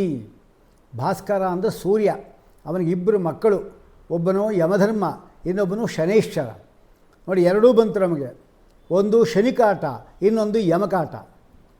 ಶನಿಕಾಟ ಭೂಮಿಲಿ ಇದ್ದಾಗ ನ ಭಾಸ್ಕರೀಂ ಅಂದರೆ ಏನು? ಶನಿಕಾಟ ನಮಗೇನು ತೊಂದರೆ ಮಾಡೋದಿಲ್ಲ. ಏನು ಶನಿ ಸುಮ್ಮನೆ ಅಲ್ಲ, ಬ್ರಾಹ್ಮಣರು ಕಂಡ್ರೆ ಇಷ್ಟ ಅಷ್ಟೇ ಹೊರತಾಗಿ ಅವನಿಗೆ ಅವರು ತಪ್ಪು ಮಾಡಿದ್ರು ಅಂದರೆ ಶಿಕ್ಷೆ ಕೊಡದೆ ಬಿಡಲ್ಲ, ಅದರೆಲ್ಲ ಪರಿಹಾರ ಮಾಡಿ ಹೊರಟೋಗ್ತಾನೆ. ಅದೇ ಅವನ ವೈಶಿಷ್ಟ್ಯ. ಅಂದರೆ ಆಯಿತು. ಶನಿ ಅಂದರೆ ಏನು? ಸಾಡೆ ಸಾತಿ, ಚಂದ್ರನ ಹಿಂದೆ ಮುಂದೆ ಬಂದರೆ ನಿಮ್ಮ ನಕ್ಷತ್ರ ಯಾವ ರಾಶಿಲಿದ್ದ ಅದು ಹಿಂದೆ ಶನಿ ಬಂದಾಗ ಗೋಚಾರದಲ್ಲಿ, ಮುಂದೆ ಬಂದಾಗ ಚಂದ್ರ ಇರುವ ಮನೆ ಬಂದಾಗ, ಒಂದು ಮನೆಯಲ್ಲಿ 2.5 ವರ್ಷ ಇರ್ತಾನೆ, 7 ಶನಿ. 5ನೇ ಮನೆಗೆ ಬಂದ ಅಂದರೆ ಚಂದ್ರನಿಂದ ಪಂಚಮ ಶನಿ, 8ನೇ ಮನೆಗೆ ಬಂದಾಗ ಅಂದರೆ ಅಷ್ಟಮ ಶನಿ, ಏನೇನೋ ಗ್ರಹಚಾರಗಳೆಲ್ಲ ಮಾಡ್ತಾನೆ. ಅದೇ ಮೇಷರಾಶಿಗೆ ಬಂದ ಅಂದರೆ ನೀಚ, ಏನು ಬಲ ಇರಲ್ಲ, ಕೈಯೋ ಕಾಲ ಮುರಿದಾಗ್ತಾನೆ. ಇದರಲ್ಲಿ ಏನೇನೋ ಇದೆ. ಆದರೆ ಅಧಿಕ ಮಾಸ ಮಾಡಿದವರಿಗೆ ಶನೀಶ್ವರ ವಿಷ್ಣು ಭಕ್ತರಾದ್ದರಿಂದ, ಅವನು ಪರಮ ವಿಷ್ಣು ಭಕ್ತನಾದ್ದರಿಂದ ಅವನು ಏನು ತೊಂದರೆನೂ ಮಾಡೋದಿಲ್ಲ. ಇದು ಭೂಮಿಲಿದ್ದಾಗ. ಸದ್ಯ ಅಂತೂ ಶನಿಕಾಟ ಮುಗೀತಪ್ಪ, ಸತ್ತೆ ಆರಾಮಾಯಿತು ಅಂದರೆ ಅಲ್ಲಿ ಯಮಕಾಟ, ಇನ್ನೊಬ್ಬ ತಮ್ಮ ಇದ್ದಾನೆ, ಅವನ ಕಾಟ ಶುರು ಆಗುತ್ತೆ. ಅವನ ಕಾಟವೂ ಅಧಿಕ ಮಾಸ ಮಾಡಿದವ್ರಿಗೆ ಇರೋದಿಲ್ಲ ಎಂಬ 2 ಅರ್ಥವನ್ನೂ ಕೂಡ ಶಾಸ್ತ್ರದಲ್ಲಿ ಹೇಳಿದ್ದಾರೆ. ಅದನ್ನು ನಾವು ಆಚರಣೆ ಮಾಡಬೇಕು. ಹಾಗೆ ಅಪೂಪದಾನ ಪ್ರತಿ ದಿವಸ ಮಾಡಬೇಕು ಅಂತ ಹೇಳಿದ್ದಾರೆ. ಅದು ಹಿಂದೆ ಹೇಳಿದಾಯಿತು. ಇದರಿಂದ ಸೂರ್ಯ ಪ್ರೀತನಾಗ್ತಾನಂತೆ. ಅಪೂಪದಾನದ ವೈಶಿಷ್ಟ್ಯ ಆವಲಿ ಹೇಳಿದಂತೆ 33 ಅಪೂಪ, ಕಂಚಿನ ಪಾತ್ರೆ, ಅದು ಮುಚ್ಚಲಿಕ್ಕೆ ಒಂದು ಕಂಚಿನ ತಟ್ಟೆ ಅಥವಾ ಒಂದು ಹಿತ್ತಾಳೆ ತಟ್ಟೆ, ಅದರಲ್ಲಿ ಸಣ್ಣ ತುಪ್ಪದ ಪಾತ್ರೆ, ಒಂದು ಚಿನ್ನ ಸಣ್ಣದು ಅದೇ ಅಂಥದ್ದನ್ನು ಕೊಟ್ಟು ದಾನ ಮಾಡಬೇಕು. ಇದನ್ನು ಬ್ರಾಹ್ಮಣನಿಗೆ ಕೊಟ್ಟ ಅಂದರೆ ಪರಮಾತ್ಮ ಸಂತುಷ್ಟನಾಗ್ತಾನೆ ಅಂತ ಹೇಳಾದ ಮೇಲೆ ಇಲ್ಲಿ ಕಂಚಿನ ಪಾತ್ರೆನೇ ಯಾಕೆ ದಾನ ಕೊಡಬೇಕು ಅಂತ ಪ್ರಶ್ನೆ ಬರ್ತದೆ. ಅದು ಶಾಸ್ತ್ರ ಹೇಳಿಬಿಟ್ಟಿದೆ. ಅದು ಕಾಂಸ್ಯಾನಿ ಸಂಪುಟಾನ್ಯೇವ ತ್ರಿಂಶದ್ದೇಯಾನಿ ಸರ್ವಥ, ಅಂದರೆ ಕಂಚಿನ ಪಾತ್ರೆಗಳಲ್ಲೇ ಏನಿದೆ ಅದರಲ್ಲೇ ದಾನ ಕೊಡಬೇಕು ಅಂತ ಹೇಳಿದ್ದಾರೆ. ಅದಕ್ಕೋಸ್ಕರ ಅದು ಹೇಳಿದ ಮೇಲೆ ನಾವೇನು ಬೇರೆ ಮಾತಾಡೋಗಿಲ್ಲ, ಅದನ್ನು ನಾವು ಕೊಳ್ಳೇಬೇಕಾಗತ್ತೆ. ಮತ್ತೇನು ಹಾಗಾದರೆ ಇದೆಲ್ಲ ಸಾಮಾನ್ಯವಾಗಿ ಎಲ್ಲರಿಗೂ ಅಂತ ಹೇಳಿದಾಗಾಯಿತು. ಮತ್ತು ಸ್ತ್ರೀಯರು ಏನೇನು ಮಾಡಬೇಕು ಅಂತ ಒಂದು ಪ್ರಶ್ನೆ ಬಂತು. ಆವಲೇ ಒಂದು ಪ್ರಸ್ತುತ ಆಗಿತ್ತದು. ಅದನ್ನು ಕೂಡ ಬೃಹನ್ನಾರದಿ ಇದು ಹೇಳ್ತಾರೆ. ಏಕಾದಶಿ ಹಾಗೆ ನೇಮೇನ ಹೆಂಗಸರು ಗಂಡಸರು ಮಕ್ಕಳು ಎಲ್ಲರೂ ಮಾಡಬೇಕು. ಚಾತುರ್ಮಾಸ್ಯವನ್ನು ಹೇಗೆ ಪೂರ್ಣವಾಗಿ ಎಲ್ಲರೂ ಮಾಡಲೇಬೇಕು. ಅದಕ್ಕೆ ಆ ಮತ ಈ ಮತ ಅವರು ಇವರು ಅಂತಿಲ್ಲ, ಎಲ್ಲರೂ ಮಾಡಬೇಕಾಗಿದ್ದೆ. ಹರಿನಾಮ ಸ್ಮರಣೆ, ಸ್ನಾನ, ಒಂದು ಗೋಪಿಚಂದನ ಇದೆಲ್ಲ ಹೇಗೆ ಹಚ್ಕೋಬೇಕು, ಅದೇ ರೀತಿ ಪುತ್ರ ಸುಖ ಸೌಭಾಗ್ಯ ಹೇತು ಅಂದರೆ ಅದಕ್ಕೆ ಕಾಣಬಾರ್ದಕ್ಕಂಥ ಪುರುಷೋತ್ತಮ ಮಾಸದಲ್ಲಿ ಸ್ನಾನ ದಾನ ಅರ್ಚನಾದಿಗಳನ್ನು ಮಾಡಿ ಗಂಡನು ಮಾಡತಕ್ಕಂಥ ಯಾವುದು ಅಧಿಕ ಮಾಸದ ಕಾರ್ಯಕ್ರಮಗಳಲ್ಲಿ ತನ್ನನ್ನು ಪೂರ್ಣವಾಗಿ ತೊಡಗಿಸ್ಕೋಬೇಕು. ಅದರಿಂದ ಏನಾಯಿತು, ಸೌಭಾಗ್ಯ ಸಂಪತ್ತು ಸುಖ ಪುತ್ರ ಇದೆಲ್ಲ ಆಗತ್ತೆ ಅಂತ ಪರಮಾತ್ಮ ಹೇಳ್ಕೊಂಡಿದ್ದಾನೆ. ಮಲಮಾತೌ ವ್ರತಂ ನಾರೀಯ ಕರೋತೀಹ ಭಾರತ, ಯಾರು ಅಧಿಕ ಮಾಸ ವ್ರತವನ್ನು ಮಾಡ್ತಾರ ಅಂಥವರಿಗೆ ದಾರಿದ್ರ್ಯ ಇಲ್ಲ, ಅವಳಿಗೆ ಮಕ್ಕಳು ಸತ್ತೋಗಿ ಶೋಕ ಉಂಟಾಗೋದಿಲ್ಲ, ವೈಧವ್ಯ ಬರೋದಿಲ್ಲ. ಆದ್ದರಿಂದ ಮಾಡಬೇಕು ಎಂಬುದು ಸ್ಪಷ್ಟ ಹೇಳ್ತಾ ಇದ್ದಾರೆ. ಅಲ್ಲದೆ ದಾರಿದ್ರ್ಯಂ ಪುತ್ರಶೋಕಂಚ ವೈಧವ್ಯಂ ನಲಭೇಚ್ಛಸ ಎಂಬುದಾಗಿ ಪದೇ ಪದೇ ಹೇಳ್ತಾರೆ, ಎಲ್ಲ ಪುರಾಣದಲ್ಲಿ ಹೇಳ್ತಾರೆ. ಹಾಗಾಗಿ ಅಧಿಕ ಮಾಸದಲ್ಲಿ ಮಾಡಬಾರದ ಕಾರ್ಯಗಳು ಯಾವುದು ಅಂತ ನಮ್ಗೆ ಬಂತೀಗ. ಎಲ್ಲ ಮಾಡೋದೆಲ್ಲ ಹೇಳಿದ್ರಿ, ಯಾವುದು ಮಾಡಬಾರದು ಅಂತಿದೆ. ಸಾಮಾನ್ಯವಾಗಿ ನಾವೇನು ಮಾಡ್ತೀವಿ ಅಂದರೆ, ನಾಮಕರಣ ಅಧಿಕ ಮಾಸ ಬಂದಿದೆ, ಸರಿಯಾಗಿ ಅವನು ಹುಟ್ಟಿದ್ದ 11ನೇ ದಿವಸ ಬಂತು ಅಂತ ತಿಳ್ಕೊಂಡ್ರೆ, ಅಧಿಕ ಮಾಸ ಆದರೂ ಕೂಡ ಅಧಿಕ ಮಾಸದಲ್ಲೇ ಅವನು ಹುಟ್ಟಿದರೆ 11ನೇ ದಿವಸ ಮಾಡಲಿಕ್ಕೆ ಏನು ತೊಂದರೆ ಇಲ್ಲ. ಅಂದರೆ ಏನು, ಈಗ ಜ್ಯೇಷ್ಠ ಮಾಸ ಶುರುವಾಯಿತು 20ನೇ ತಾರೀಕು, ಅವತ್ತು ಅಧಿಕ ಮಾಸ ಶುರುವಾಯಿತು. ಅವತ್ತಿಂದ ಸರಿಯಾಗಿ 2ನೇ ದಿವಸ 3 ದಿವಸ ಅಧಿಕ ಮಾಸ ಹುಟ್ಟುಬಿಟ್ಟ. ಒಬ್ಬ ಮಗನೋ ಮಗಳು ಹುಟ್ಟಿಲ್ಲ ಅಂತ ತಿಳ್ಕೊಳ್ಳೋಣ, ಅವಳಿಗೆ 11ನೇ ದಿವಸ ನಾಮಕರಣ ಮಾಡ್ಬೋದು, ಬೇಕಾದ್ರೆ ನಾವು ಅವರು ಮಾಡ್ಬೋದು ನಾಮಕರಣ. ಆದರೆ ಬೇರೆ ಯಾವುದೋ ತಿಂಗಳಲ್ಲಿ ಹುಟ್ಟಿದವನಿಗೆ ಅಧಿಕ ಮಾಸದಲ್ಲಿ ನಾಮಕರಣ ಮಾಡೋಗಿಲ್ಲ, ಇದು ಮುಖ್ಯವಾದ್ದು. ಆಮೇಲೆ ಮೊಟ್ಟ ಮೊದಲ ಯಾತ್ರೆಯನ್ನು ಇಲ್ಲಿ ಮಾಡಬಾರ್ದು. ಈಗ ನಾವು ಬದರಿಗೆ ಹೋಗಬೇಕು ಅಂತಿದ್ದೀವಿ, ಈ ಜನ್ಮದಲ್ಲಿ ಹೋಗೇ ಇಲ್ಲ, ಇನ್ನು ಇದೇ ಫಸ್ಟು. ಅಂದರೆ ಸರಿಯಾಗಿ ಅಧಿಕ ಮಾಸ ಬಂತು, ಅಧಿಕ ಮಾಸದಲ್ಲಿ ಪ್ರಥಮ ಯಾತ್ರೆ ಕೈಗೊಳ್ಳಬಾರದು, ಇದು ಮುಖ್ಯವಾದ ನಿಷೇಧ.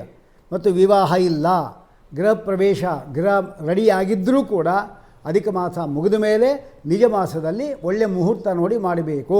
ಹಾಗೆ ಯಾರಾದರೂ ಹೊಸದಾಗಿ ಸನ್ಯಾಸ ಮಠಕ್ಕೆ ಆಶ್ರಮ ಸ್ವೀಕಾರ ಮಾಡೋದಾದರೆ ಅಧಿಕ ಮಾಸದಲ್ಲಿ ಕೊಡುವಂತಿಲ್ಲ. ಚೂಡ ಕರ್ಮ ಇಲ್ಲ, ಅನ್ನಪ್ರಾಶನಾದಿಗಳಿಲ್ಲ, ಅಲ್ಲದೆ ವಿವಾಹ ಇಲ್ಲ, ಗೃಹ ಆರಂಭವೂ ಇಲ್ಲ. ಇದ್ಯಾವುದು ನಮಗೆ ಬೇಕಾದ ಯಾವುದು ನಮ್ಮ ಸ್ವಂತದ್ದೋ ಅದು ಯಾವ ಕಾರ್ಯಕ್ರಮವೂ ಕೂಡ ಅಧಿಕ ಮಾಸದಲ್ಲಿ ಮಾಡಬಾರದು. ಹಾಗೆಯೇ ತುಲಾಪುರುಷಾದಿ ದಾನಗಳು, ಮಹಾದಾನ ಅದನ್ನಾಗಲಿ, ದೊಡ್ಡ ದೊಡ್ಡ ಯಜ್ಞಗಳು, ಆಮೇಲೆ ಜ್ಯೋತಿಷ್ಠೋಮಾದಿ ಕಾಮ್ಯಯಾಗಗಳು ಇದೆಲ್ಲವನ್ನು ಕೂಡ ಮಾಡೋದು ನಿಷಿದ್ಧ. ಆದ್ದರಿಂದ ಅದನ್ನು ಮಾಡಬಾರದು. ಅಧಿಕ ಮಾಸದಲ್ಲಿ ಮಾಡತಕ್ಕಂಥ ಬಿಟ್ಟಿದ್ದೀರಿ ಅದೆಲ್ಲವೂ ಕೂಡ ನಿಜ ಮಾಸದಲ್ಲಿ ಮಾಡಿದ್ರಿ ಅಂತ ತೊಂದರೆ ಇಲ್ಲ. ಇಷ್ಟೇ ಕಾದಿದ್ದೇವೆ ಅಂತೆ ಅದು ಮಾಡಲಿಕ್ಕೆ ಅಂತ ಒಂದು ತಿಂಗಳು ಮುಂದಿನ ತಿಂಗಳು ಮಾಡಿದ್ರಿ ಅಂತ ತೊಂದರೆ ಇಲ್ಲ. ಆದರೆ ಅಧಿಕ ಮಾಸಕ್ಕಿಂತ ಮೊದಲೇ ನಾವು ಪ್ರಾರಂಭ ಮಾಡಿದ್ದೀವಿ ವಿಷ್ಣು ಪಂಚಕ, ಅದನ್ನು ಇಲ್ಲೂ ಕೂಡ ಮಾಡಬಹುದು, ಏನು ತೊಂದರೆ ಇಲ್ಲ. ಮತ್ತು ವ್ರತಗಳು, ಈಗ ವೈಶಾಖ ಸ್ನಾನ ಬಂತು ಅಂತ ತಿಳ್ಕೊಳ್ಳೋಣ, ವೈಶಾಖ ಸ್ನಾನಾದಿಗಳು ನಾವು ಮಾಡಬೇಕು ಅಂತ ಪ್ರತಿಜ್ಞೆ ಮಾಡಿದ್ವಿ ಮೊದಲು. ಸರಿಯಾಗಿ ಏನಾಯಿತು, ಅಧಿಕ ಮಾಸ ಬಂದುಬಿಡ್ತು. ಈಗ ಅದನ್ನು ಅಧಿಕ ಮಾಸ ಅದನ್ನು ಕಂಟಿನ್ಯೂ ಮಾಡ್ಕೊಂಡು ಹೋಗ್ಬೋದು, ಏನು ತೊಂದರೆ ಇಲ್ಲ. ಆದ್ದರಿಂದ ಪಿತೃಕಾರ್ಯ ದೇವಕಾರ್ಯ ತೀರ್ಥಯಾತ್ರಾದಿ ವ್ರತಾದಕಂ ಕ್ಷೌರಂ ಮೌಂಜಿ ವಿವಾಹೌಚ ವ್ರತಂ ಕಾಮ್ಯೋಪ ವಾಸಕಂ ಇದೆಲ್ಲವನ್ನು ಕೂಡ ನಿಷೇಧ ಮಾಡಿದ್ದಾರೆ. ಮತ್ತು ಶ್ರಾದ್ದಾದಿಗಳು ಹೇಗೆ ಹಾಗಾರೆ ಅಂತ ಪ್ರಶ್ನೆ ಬಂತು. ಶ್ರಾದ್ದಾದಿಗಳೇನಿದೆ ಅದನ್ನು ಮಾಡೋದು ಹೇಗೆ? ಶ್ರಾದ್ದಾದಿಗಳು ಮಾಡೋದು ಅಂದರೆ ಅದಕ್ಕೆ ಅರ್ಥ ಮಾಡ್ಕೋಬೇಕು ನಾವು. ಯಾವ ವ್ಯಕ್ತಿ ಯಾರು ಜ್ಯೇಷ್ಠ ಮಾಸ ಇದೆ, ಜ್ಯೇಷ್ಠ ಮಾಸ ಎಂಬತಕ್ಕಂಥದ್ದು ಹಿಂದಿನ ವರ್ಷದಲ್ಲಿ ಅಧಿಕ ಮಾಸದಲ್ಲೇ ಯಾರು ಮೃತರಾಗಿರ್ತಾರೆ ಅವರಿಗೆ ಅಧಿಕ ಮಾಸದಲ್ಲೇ ಆ ಮೃತ ಸ್ಥಿತಿಯಲ್ಲಿ ಶ್ರಾದ್ದ ಮಾಡಬೇಕು. ಅಧಿಕ ಮಾಸದಲ್ಲೇ ಯಾರು ಸತ್ತಿದ್ದರು, ಹಿಂದೆ ಯಾವುದೋ ಒಂದು ಅಧಿಕ ಮಾಸ ಬಂದಿತ್ತು 33 ತಿಂಗಳ ಹಿಂದೆ, ಅಧಿಕ ಮಾಸದಲ್ಲಿ ಸತ್ತಿದ್ದರು, ಅವರಿಗೆ ಅಧಿಕ ಮಾಸ ಏನಿದೆ ಅದೇ ತಿಥಿಯಲ್ಲಿ ಮೃತ ತಿಥಿಯಲ್ಲಿ ಶ್ರಾದ್ದ ಮಾಡಬೇಕು. ಮತ್ತು ಬೇರೆಯವರು ಏನಿದ್ದಾರೆ ಅವರು ಅಧಿಕ ಮಾಸದಲ್ಲಿ ಸಂಕಲ್ಪವನ್ನು ಮಾಡಿ ನಿಜ ಮಾಸದಲ್ಲಿ ಶ್ರಾದ್ದ ಮಾಡಬೇಕು. ಆದರೆ ಇದು ಮೊದಲನೇ ವರ್ಷಕ್ಕೆ ಅನ್ವಯ ಆಗೋದಿಲ್ಲ. ಅಂದರೆ ಈ ವರ್ಷ ಸತ್ತಿದ್ದಾರೆ, ಈಗ ಅಧಿಕ ಮಾಸ ಬಂತು, ಏನು ಮಾಡಬೇಕು ಅವನು ಅಂದರೆ ಅವನೇ ಮಾಡಬೇಕು, ಅವನಿಗೆ ಒಂದು ದಿವಸಗಳ ಲೆಕ್ಕ. ಆದ್ದರಿಂದ ಮಾಸಿಕಗಳೆಲ್ಲ ಅಧಿಕ ಮಾಸದಲ್ಲೂ ಮಾಡ್ಬೋದು, ನಿಜ ಮಾಸದಲ್ಲೂ ಮಾಡ್ಬೋದು. ಆದರೆ ಈ ಶ್ರಾದ್ದ ಅವನಿಗೆ ಮಾಡುವಾಗ ಈ ವರ್ಷ ಬಿಟ್ಟು ಅಂದರೆ ಏನು, ಈ ವರ್ಷ ಮಾಮೂಲಾಗೆ ಲೆಕ್ಕ ಅವನಿಗೆ. ಅಂದರೆ ಜ್ಯೇಷ್ಠ ಮಾಸ ಏನಿದೆ ಅದು ಕೂಡ ಅವನು ಈಗ ವೈಶಾಖದಲ್ಲಿ ಒಬ್ಬ ವ್ಯಕ್ತಿ ಮೃತರಾದರು ಅಂತ ಅವ್ರು ಹೇಗೆ ತೊಗೋಬೇಕು, ಅವರು ಮಾಮೂಲೇ ಮಾಸ. ಆದರೆ ಮಾಸಿಕ ಮಾಡುವಾಗ ಜ್ಯೇಷ್ಠದಲ್ಲೂ ಮಾಡಬೇಕು, ಆಮೇಲೆ ಅಧಿಕದಲ್ಲೂ ಮಾಡಬೇಕು. ಅಂದರೆ ನಿಜ ಮತ್ತು ಅಧಿಕ ಎರಡರಲ್ಲೂ ಮಾಡಬೇಕು. ಇದನ್ನು ಸರಿಯಾಗಿ ತಿಳ್ಕೊಂಡು ನಾವು ಸರಿಯಾಗಿ ಕೇಳಿ ನಾವು ಅದನ್ನು ಮಾಡಬೇಕಾಗಿದೆ. ಹೀಗಾಗಿ ಇದೊಂದು ವಿಶೇಷ.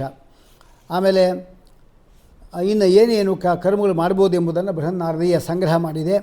ಅದರಲ್ಲಿ ಶ್ರೀಮದ್ ಭಾಗವತಂ ಭಕ್ತ್ಯ ಶ್ರೋತವ್ಯಂ ಪುರುಷೋತ್ತಮ ಮಾಸದಲ್ಲಿ ಭಾಗವತವನ್ನು ನಿರಂತರವಾಗಿ ಶ್ರವಣ ಮಾಡಬೇಕು. 1 ತಿಂಗಳು ಕೂಡ ಭಾಗವತ ಇಡಿಸಿದರೂ ಪರವಾಗಿಲ್ಲ.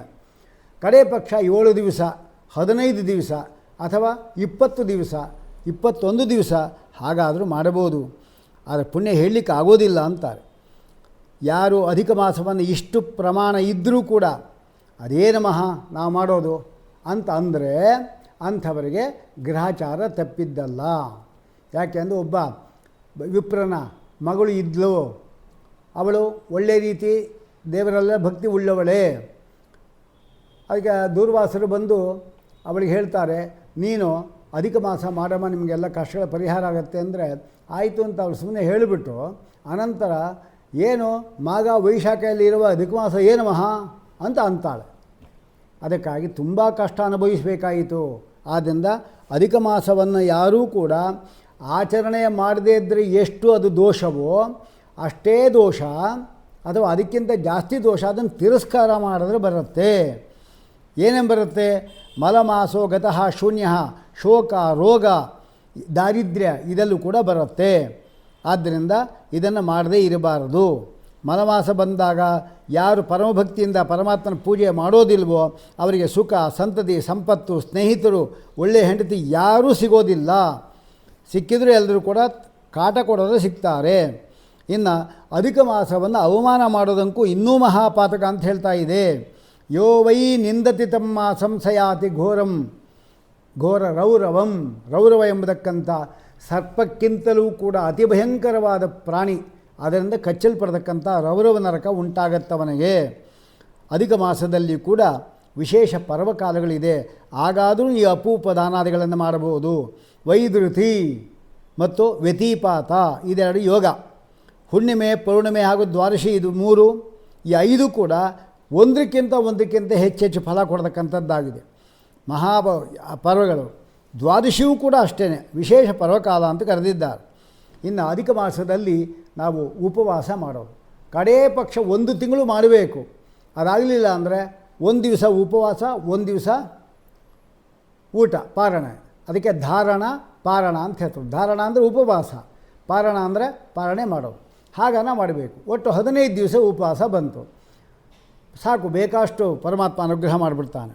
ಆದ್ದರಿಂದ ನಾವು 32 ಅದೇ ಹೇಳಿದ್ನಲ್ಲ, ಏಕಮಪ್ಪಿ ಉಪವಾಸಮ್ಯ ಕರೋತ್ಯಸ್ಮಿನ್ ತಪೋನಿದೆ. 1 ದಿವಸವಾದರೂ ಉಪವಾಸ ಮಾಡಬೇಕು. ಅಂತೂ ನಾವು ಮಾಧ್ವರಲ್ಲಿ 2 ಏಕಾದಶಿ ಉಪವಾಸ ಅಂತೂ ಇದ್ದೇ ಇದೆ. ಅದನ್ನಂತೂ ತಪ್ಪಿಸಲೇಬಾರ್ದು. ಯಾಕೆ 2 ಏಕಾದಶಿ ಮಾಡಿದಾಗ ಅದೊಂದು ಪುಣ್ಯ ಅದಿದ್ದೇ ಇದೆ, ಅದು ಬಿಡೋಂಗೂ ಇಲ್ಲ ಅದನ್ನು. ಆದ್ದರಿಂದ 1 ಉಪವಾಸ ಮಾಡಿ ಕೂಡ ಅವನು ಅನಂತ ಪಾಪಗಳಿಂದ ಬಿಡುಗಡೆ ಹೊಂತಾನೆ ಅಂತ ಹೇಳಿದ ಮೇಲೆ ಇನ್ನು ಧಾರಣ ಪಾನವ್ರತವನ್ನು ಮಾಡಿದರೆ ಹೇಳೋದೇನಿದೆ? ಸುಗ್ರೀವ ಇದ್ದಾನಲ್ಲ, ಅವನು ಅಣ್ಣನನ್ನು ಕೊಲ್ಲಿಸಿದ್ದರಿಂದ ಅವನಿಗೆ ಮುಂದೆ ಭಾರೀ ಒಂದು ಪಾಪ ಬಂತು. ಯಾಕೆ ಅಂದರೆ ಅವನಿಗೆ ಪರಮಾತ್ಮನಿಗೆ, ರಾಮಚಂದ್ರ ದೇವರಿಗೆ ಯಾರನ್ನು ಕೊಂದರೂ ಪಾಪ ಇಲ್ಲ, ಬ್ರಹ್ಮಾದಿಗಳನ್ನು ಕೊಲ್ಲೋದೇ ಅವನಿಗೇನು ಪಾಪ ಇದು ಇಲ್ಲ. ಮತ್ತೇನು ಪಾಪ ಯಾರು ಕೊಲ್ಲು ಅಂತ ಹೇಳಿದ ಅವನಿಗೆ ಬಂತು. ಇದರಿಂದ ಅವನಿಗೆ ಭಾರಿ ದುಃಖ ಉಂಟಾಯಿತು. ಆಗ ಅವನೆಲ್ಲ ಕೂತಿರುವಾಗ ಎಲ್ಲ ಸರಿ ಹೋಯಿತು, ನಮ್ಮ ಅಣ್ಣ ಇದ್ದಿದ್ರೆ ಈಗ ಚೆನ್ನಾಗಿರ್ತಾ ಇತ್ತು ಅಂತ ಅಂದ್ಕೊಂಡು ಶುರು ಮಾಡ್ದ. ಆಗ ರಾಮಚಂದ್ರ ಹೇಳ್ತಾನೆ, ಸ್ವಾಮಿ ಅಣ್ಣನನ್ನು ಕೊಲ್ಲಿಸಿದೆ ಪಾಪ, ಏನಾದರೂ ಪರಿಹಾರ ಮಾಡು ಸ್ವಾಮಿ ಅಂತ ಹೇಳ್ತಾನೆ. ಆಯ್ತಪ್ಪ, ಒಂದು ಕೆಲಸ ಮಾಡು, ಆದರೂ ಕೂಡ ಈ ಅಧಿಕ ಮಾಸ ಬಂದಾಗ ಈ ಧಾರಣ ಪಾರಣ ವ್ರತ ಅಂತ ಬರುತ್ತೆ, ಅದನ್ನು ಮಾಡಿಬಿಡು ಅಂತ ಪರಮಾತ್ಮ ಹೇಳಿದ್ದಾನೆ ರಾಮಚಂದ್ರ ದೇವರು. ಅದಕ್ಕೆ ಅವನು ಅಧಿಕ ಮಾಸ ಬಂದಾಗ ಧಾರಣ ಪಾರಣ ವ್ರತ ಮಾಡಿ ಅನಂತರ ಅಣ್ಣನನ್ನು ಕೊಂದ ಪಾಪವನ್ನು ಪರಿಹಾರ ಮಾಡಿಕೊಂಡಿದ್ದಾನೆ ಅಂತ ಪುರಾಣಗಳು. ನಮಗೆ ಯಾವುದಾದ್ರು ಇಂಥ ಅಣ್ಣಂದ್ರೆ ಕೊಲ್ಲೋದು, ಅಪ್ಪಂದ್ರಿಗೆ ಅವಮಾನ ಮಾಡಿರೋದು ಅಥವಾ ಬ್ರಾಹ್ಮಣರನ್ನು ತಿರಸ್ಕಾರ ಮಾಡಿ ಇಂಥದ್ದೆಲ್ಲ ದೋಷ ಇತ್ತು ಅಂದರೆ ಈ ಧಾರಣ ಪಾರಣ ವ್ರತ ಮಾಡಿದ್ರೆ ಅದೆಲ್ಲ ಪರಿಹಾರ ಆಗುತ್ತೆ, ಶುದ್ಧರಾಗ್ತೇವೆ ಅಂತ ಎಂಬುದಾಗಿ ಅಲ್ಲಿ ಹೇಳ್ತಾ ಇದ್ದಾರೆ. ಅಂತೂ ಒಂದು ಉಪವಾಸ ಆದರೂ ಮಾಡಬೇಕಂತೆ. ದಾನೇ ವಾಪಿ ವ್ರತೇ ವಾಪಿ ಯಸ್ಯ ಶಕ್ತಿ ನ ವಿದ್ಯತೆ. ಇದೆಲ್ಲ ದಾನ ಮಾಡಬೇಕು ಅಂದರೆ ಯಾವುದೂ ನಮ್ಮ ಶಕ್ತಿ ಇಲ್ವಲ್ರಿ ಅಂದರೆ ಶರೀರ ಶೋಷಣಂ ತೇನ ಕರ್ತವ್ಯಂ ತೀರ್ಥಸೇವಕಂ. ಯಾವುದಾದ್ರೂ ಒಂದು ಉಪವಾಸಗಳನ್ನು ಮಾಡ್ತಾ ದೇಹದಂಡನೆ ಮಾಡಬೇಕು, ತೀರ್ಥಕ್ಷೇತ್ರಗಳಲ್ಲಿ ವಾಸ ಮಾಡಬೇಕು, ಅಲ್ಲಿ ಯಾರಾದರೂ ಪಂಡಿತರಿಂದ ಜ್ಞಾನಿಗಳಿಂದ ಭಾಗವತಾದಿ ಗ್ರಂಥಗಳನ್ನು ಕೇಳ್ತಾ ಇರಬೇಕು. ಇಲ್ಲದೆ ಎಲ್ಲಿ ವಾಸ ಮಾಡಿಕೊಂಡಿದ್ದೆ ಅಲ್ಲೇ ಶಾಸ್ತ್ರಗಳನ್ನು ಕೇಳ್ತಾ ಇದ್ದರೂ ಕೂಡ ಅದಕ್ಕಿಂತ ದೊಡ್ಡ ಒಂದು ಪುಣ್ಯ ಸಂಪಾದಕವಾದದ್ದು ಇನ್ನೊಂದು ಇಲ್ಲ ಅಂತ ಹೇಳ್ತಾರೆ. ನೋಡಿ, ಅವರು ಹೇಳ್ತಾರೆ, ಬ್ರಹ್ಮಹತ್ಯಾದಿ ಪಾಪಾನಿ ನಾಶಂ ಯಾಂತಿ ನ ಸಂಶಯ. ನೋಡಿ, ಅದು ಹೇಳ್ತಾರೆ ಅಂದರೆ ಏನು, ನಕ್ತಭೋಜಿ, ರಾತ್ರಿ ಮಾತ್ರ ಊಟ ಮಾಡೋದು, ಬೆಳಗ್ಗಿಂದ ಉಪವಾಸ, ರಾತ್ರಿ ಮಾತ್ರ ಒಂದು ಹೊತ್ತು ಊಟ ಮಾಡೋದು, ಅದು ಸರ್ವ ಪುಣ್ಯ ಅಧಿಕ ಅಂತದು. ಒಂದೊಂದು ದಿವಸಕ್ಕೆ ಕೂಡ ಅಶ್ವಮೇಧದ ಫಲ ಎಂಬುದಕ್ಕಂಥದ್ದು ಪಡ್ಕೊತಾನೆ. ಅದು ಏಕಾನವ್ರತ ಅಂತಿದೆ, ಈ ಚಾತುರ್ಮಾಸದಲ್ಲಿ ಮಾಡ್ತಾರೆ. ಇವತ್ತು 12 ಗಂಟೆಗೆ ಇಲ್ಲಿ ಈ ಜಾಗದಲ್ಲಿ ಕೂತು ಏನು ನೀರು ಕುಡಿದವೋ ಅಷ್ಟೇ, ಏನು ಊಟ ಮಾಡಿದವೋ ಅಷ್ಟೇ. ಇದು ಒಂದು ಕಡೆ ಕೂತು ಒಂದು ಕಡೆ ಊಟ ಮಾಡಿ ಒಂದು ಕಡೆ ನೀರು ಕುಡಿದಿದ್ದಷ್ಟೇ. ಇನ್ನು ನಾಳೆ ಪುನಃ ಅದೇ ಜಾಗದಲ್ಲೇ ಅಷ್ಟೇ ಊಟ ಹೊರತಾಗಿ ಮಧ್ಯೆ ಮಧ್ಯೆ ಪಾನೀಯ ಕಾಫಿ ಗೀಪಿ ಯಾವುದೂ ಇಲ್ಲ. ಅದು ಏಕಾನ್ನವ್ರತ ಅಂದರೆ ಒಂದು ಊಟ ಒಂದು ನೀರು ಅಂತ ಅದಕ್ಕೆ ಹೆಸರು. ಒಂದು ದಿವಸಕ್ಕೆ ಒಂದು ಊಟ ಒಂದು ನೀರು, ಇದು ಮಾಡಿಬಿಟ್ರಂಕೋ ಪರಮಾತ್ಮನೇ ಅವನ ಕಣ್ಣು ಕಾಣಿಸ್ಕೊಳ್ಳೋದ್ರಲ್ಲಿಯೂ ಕೂಡ ಏನು ಆಶ್ಚರ್ಯ ಏನಿಲ್ಲ. ಇದನ್ನು ಎಲ್ಲರೂ ಮಾಡಬೇಕು ಅಂತ ಹೇಳ್ತಾ ಇದ್ದಾರೆ. ದಶಮಿ ಮತ್ತು ದ್ವಾದಶಿ ಯಾದರೂ ಕೂಡ ಏಕಭುಕ್ತ ಮಾಡಿ. ದಶಮಿ ಒಂದೊತ್ತು ರಾತ್ರಿ ಫಲಾರ ಮಾಡಬೇಡಿ, ದ್ವಾದಶಿ ದಿವಸ ಊಟ ಮಾಡಿರಿ, ಪುನಃ ರಾತ್ರಿ ಫಲಾರ ಮಧ್ಯಾಹ್ನ ಫಲಾರ ಇಟ್ಕೋಬೇಡಿ, ಅದಕ್ಕೂ ಕೂಡ ಪರಮಾತ್ಮ ಅನುಗ್ರಹ ಮಾಡ್ತಾನೆ. ಆದ್ದರಿಂದ ಇನ್ನು ಉದ್ದಿನ ಬೇಳೆ 1 ತಿಂಗಳು ತಿನ್ನಬಾರ್ದು ಅಂತ ಹೇಳ್ತಾ ಇದ್ದಾರೆ. ಮಾಷ ಅದನ್ನು ತಿನ್ನಬಾರ್ದು. ಯಾರು ಹೇಳ್ತಾರೆ, ತಸ್ಮಿನ್ ವಿಭಜ್ಯೇನ ಮಾಷಂ ಮಧಿಮಾಸೇ ಹರಿಪ್ರಿಯೇ. ಆ ಉದ್ದನ್ನು ತಿನ್ನಬಾರ್ದು. 1 ತಿಂಗಳು ಸಂಕಲ್ಪ, ನಾನು 1 ತಿಂಗಳು ಅಧಿಕ ಮಾಸ ಮುಗಿಯೋವರೆಗೆ ಉದ್ದಿನ ಬೇಳೆದು ಯಾವುದೂ ತಿನ್ನೋದಿಲ್ಲ ಅಂದರೆ ಒಗ್ಗರಣೆಗೂ ಹಾಕ್ಕೊಡ್ದು, ಅದು ನಿಯಮ. ಅಧಿಕ ಮಾಸದಲ್ಲಿ ಗೋವಿನ ಸೇವೆ, ಗೋವುಗಳಿಗೆ ನಾವು ಹುಲ್ಲನ್ನು ಕೊಡೋದು, ನೀರಿಡೋದು, ಅದರ ಮೈಯನ್ನು ಸ್ಟ್ರೋಕ್ ಮಾಡ್ತೀವಲ್ಲ ಆ ರೀತಿ ಮಾಡೋದು, ಹೀಗೆಲ್ಲ ಏನು ಮಾಡಿದರೂ ಕೂಡ ಅದು ಅತ್ಯಂತ ಶ್ರೇಷ್ಠವಾದದ್ದು. ಒಂದು ಗೋವಿಗೆ ನಾವು ಪ್ರದಕ್ಷಿಣೆ ಹಾಕ್ಬಿಟ್ವಿ ಅಂತ ಹೇಳಿದರೆ ಅಧಿಕ ಮಾಸದಲ್ಲಿ ಆಗೇನು, ಸಪ್ತದ್ವೀಪಾವ ಸುಂದರ ಪ್ರದಕ್ಷಿಣೀಕೃತ ತೇನ, ಭೂಮಿಯನ್ನೇ ಪ್ರದಕ್ಷಿಣೆ ಮಾಡಿದ ಫಲ ಬರ್ತಾ ಇದೆ. ಹೀಗಾಗಿ ಇದೆಲ್ಲ ಶಾಸ್ತ್ರದಲ್ಲಿ ಹೇಳಿದ್ದಾರೆ. ಇನ್ನು ಮೌನವ್ರತವನ್ನು ಮಾಡಬೇಕು ಅಂತ ಹೇಳ್ತಾರೆ. 1ನೇ ದಿವಸದಿಂದ ಮೊದಲನೇ ಅಥವಾ 1 ದಿವಸ ನಾವು ಸ್ನಾನ ಮಾಡಿದ್ವಿ ಅಂದರೆ ನದ್ಯಾದಿಗಳಲ್ಲಿ ಅಥವಾ ಒಳ್ಳೆಯ ಕಡೆ 7 ಜನ್ಮದ ಪಾಪ ಪರಿಹಾರ.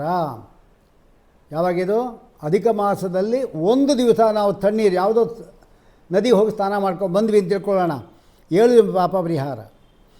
ಒಂದು ಪರ್ವಕಾಲ ಸ್ನಾನ ಇದಲ್ಲ, ಪರ್ವಕಾಲದಲ್ಲಿ ಅಂದರೆ ವೈಧೃತಿ, ಅಮಾವಾಸ್ಯೆ, ಪೌರ್ಣಿಮೆ ಇದೆಲ್ಲ ಪರ್ವಕಾಲಗಳು, ಭಾನುವಾರ ಇದೆಲ್ಲ ಅಲ್ಲಿ ಸ್ನಾನ ಮಾಡಿದ್ವಿ ಅಂದರೆ 10 ಜನ್ಮದ ಪಾಪ ಪರಿಹಾರ.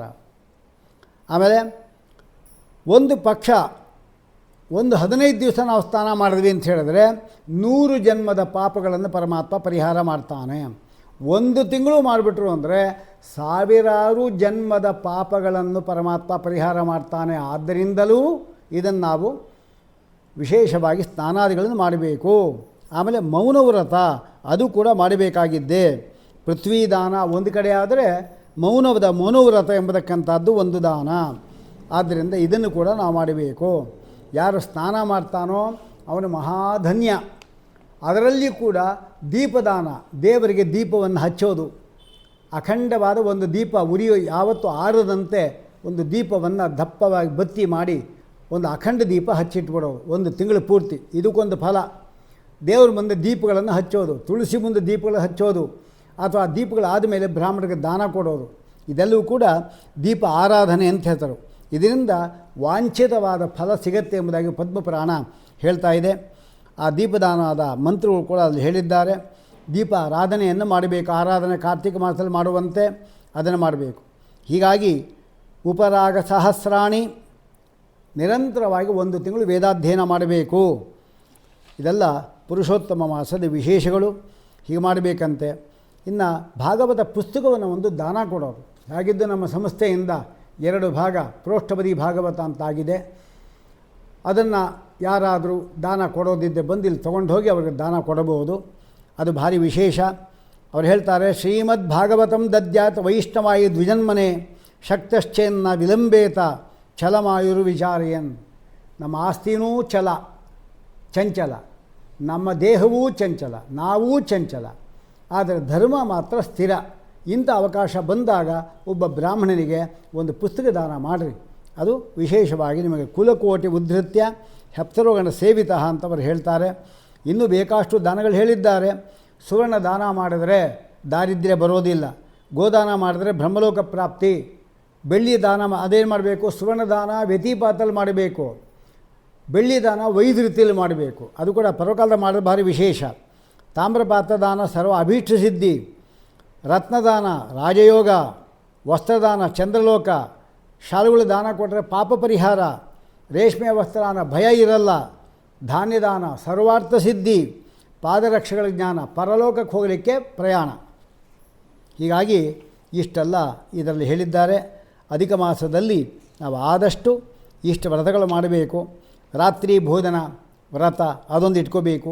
ಅಯಾಚಿತ ವ್ರತ, ಯಾರನ್ನು ಹೋಗಿ ದೇಹಿ ಅಂತ ಕೇಳ್ಬಾ ಒಂದು ತಿಂಗಳು. ಅಮಾವಾಸ್ಯವರು ಕೂಡ ಮಾಸೋಪವಾಸ. ಸುವರ್ಣದಾನ, ಗೋದಾನ, ಪ್ರತಿ ದಿವಸ ಕೂಡ ನೆಲ್ಲಿಕಾಯಿಂದ ಸ್ನಾನ. ಆಮೇಲೆ ಆದಷ್ಟು ಫಲಹಾರ ಮಾತ್ರ ಮಾಡೋದಷ್ಟೇ, ಊಟ ಮಾಡೋದೇ ಇಲ್ಲ. ಹಾಗೆ ಮಾಡಬೇಕು, ಆರೋಗ್ಯವು ಚೆನ್ನಾಗಿರುತ್ತೆ. ಘೃತದಾನ, ಕ್ಷೀರದಾನ, ಶಯ್ಯಾದಾನ, ಬ್ರಾಹ್ಮಣ ಭೋಜನ, ದರ್ಪಣದಾನ, ಗಂಟೆ, ತಿಲ ಇದು ದಾನ. ಪಾದರಕ್ಷೆ ದಾನ, ದೀಪದಾನ, ಅಲವಣ ವ್ರತ. ಒಂದು ತಿಂಗಳು ಕೂಡ ಉಪ್ಪು ಹಾಕದೇ ತಿನ್ನೋದು. ನೋಡಿ, ಮಾಡಿ ನೋಡೋಣ. ನೆಲದ ಮೇಲೆ ಮಲಗೋದು, ಹಾಸಿಗೆನೇ ಹತ್ತೋಗಿಲ್ಲ, ಮಂಚ ಹತ್ತೋಗಿಲ್ಲ, ನೆಲದ ಮೇಲೇ ಮಲಗಿರೋದು ಶಯ್ಯಾದಾನ. ಅದ್ಭುತ ಪಾದಗಳಿದೆ. 8 ಉದುಕುಂಭಗಳೇನಿದೆ ಅದನ್ನು ಅಲ್ಲಿ ತಮಿಗೆಗಳಿಲ್ಲ, ಆ ರೀತಿ 8 ಕುಂಭಗಳನ್ನು ಒಬ್ಬ ಬ್ರಾಹ್ಮಣಿಗೆ ದಾನ ಕೊಟ್ಬಿಡೋದು. ಅದು 8 ಜನಕ್ಕೆ ಕೊಡೋದು. ಇದೇ ಹೀಗಾಗಿ ಇಂಥದ್ದೆಲ್ಲ ಮಾಡ್ಕೊಂಡು ಹೋದರೆ ಪರಮಾತ್ಮ ಅನುಗ್ರಹ ಮಾಡ್ತಾನೆ. ಹೀಗೆ ಈ ಅಧಿಕ ಮಾಸ ಎಂಬತಕ್ಕಂಥದ್ದು ನಾವು ವಿಶೇಷವಾಗಿ ಜ್ಯೇಷ್ಠ ಮಾಸ ಬಂದಿದೆ, ಅದನ್ನು ನಾವು ವ್ಯರ್ಥ ಮಾಡಿಕೊಳ್ಳದೆ ಇಡೀ ಸ್ನಾನಾದಿಗಳ ಮುಂದೆ ತಿಂಗಳು ಏನಾಗುತ್ತೋ ಅದನ್ನು ದಾನಾದಿಗಳು ಮಾಡೋದು. ನಿರಂತರವಾಗಿ ಬಾಯಲ್ಲಿ ಪರಮಾತ್ಮನ ಮಂತ್ರ, ಅಲೌಕಿಕವಾದ ಮಾತುಗಳು ಹೇಳಬೇಕೇ ವಿರುದ್ಧಾಗಿ ಲೌಕಿಕವಾದ ಮಾತುಗಳೆಲ್ಲ ಕಡಿಮೆ ಮಾಡಿ, ಅಷ್ಟು ಮಾತ್ರವಲ್ಲದೆ ಪಾರಾಯಣಗಳು ಮಾಡಿ. ಹೆಂಗಸರು ಮಧ್ವನಾಮ ಪಾರಾಯಣ ಮಾಡಿ, ಲಕ್ಷ್ಮೀ ಶೋಭನ ಸಾಯಂಕಾಲ ಪಾರಾಯಣ ಮಾಡಿ, ಮಕ್ಕಳೆಲ್ಲ ಕೂಡಿಸಿ, ಹೆಣ್ಣುಮಕ್ಕಳೆಲ್ಲ ಕೂಡಿಸ್ಕೊಳ್ಳಿ, ಅವರಿಗೆಲ್ಲ ಪಾರಾಯಣ ಮಾಡಿಸಿ. ಅದು ಬಂತು. ಫಲವಿದು ಬಾಳುವುದಕ್ಕಿದೆ, ಅದು ಮಾಡಿಸಿ. ವಿಜಯದಾಸ ಸುಳಾದಿಗಳಿದೆ, ಅದನ್ನು ಮಾಡಿಸಿ. ಎಷ್ಟು ಇದೆ ನಮ್ಮ ಜೀವನ ಪೂರ್ತಿ. ಒಂದು ತಿಂಗಳು ಸಾಕಾಗೋದಿಲ್ಲ.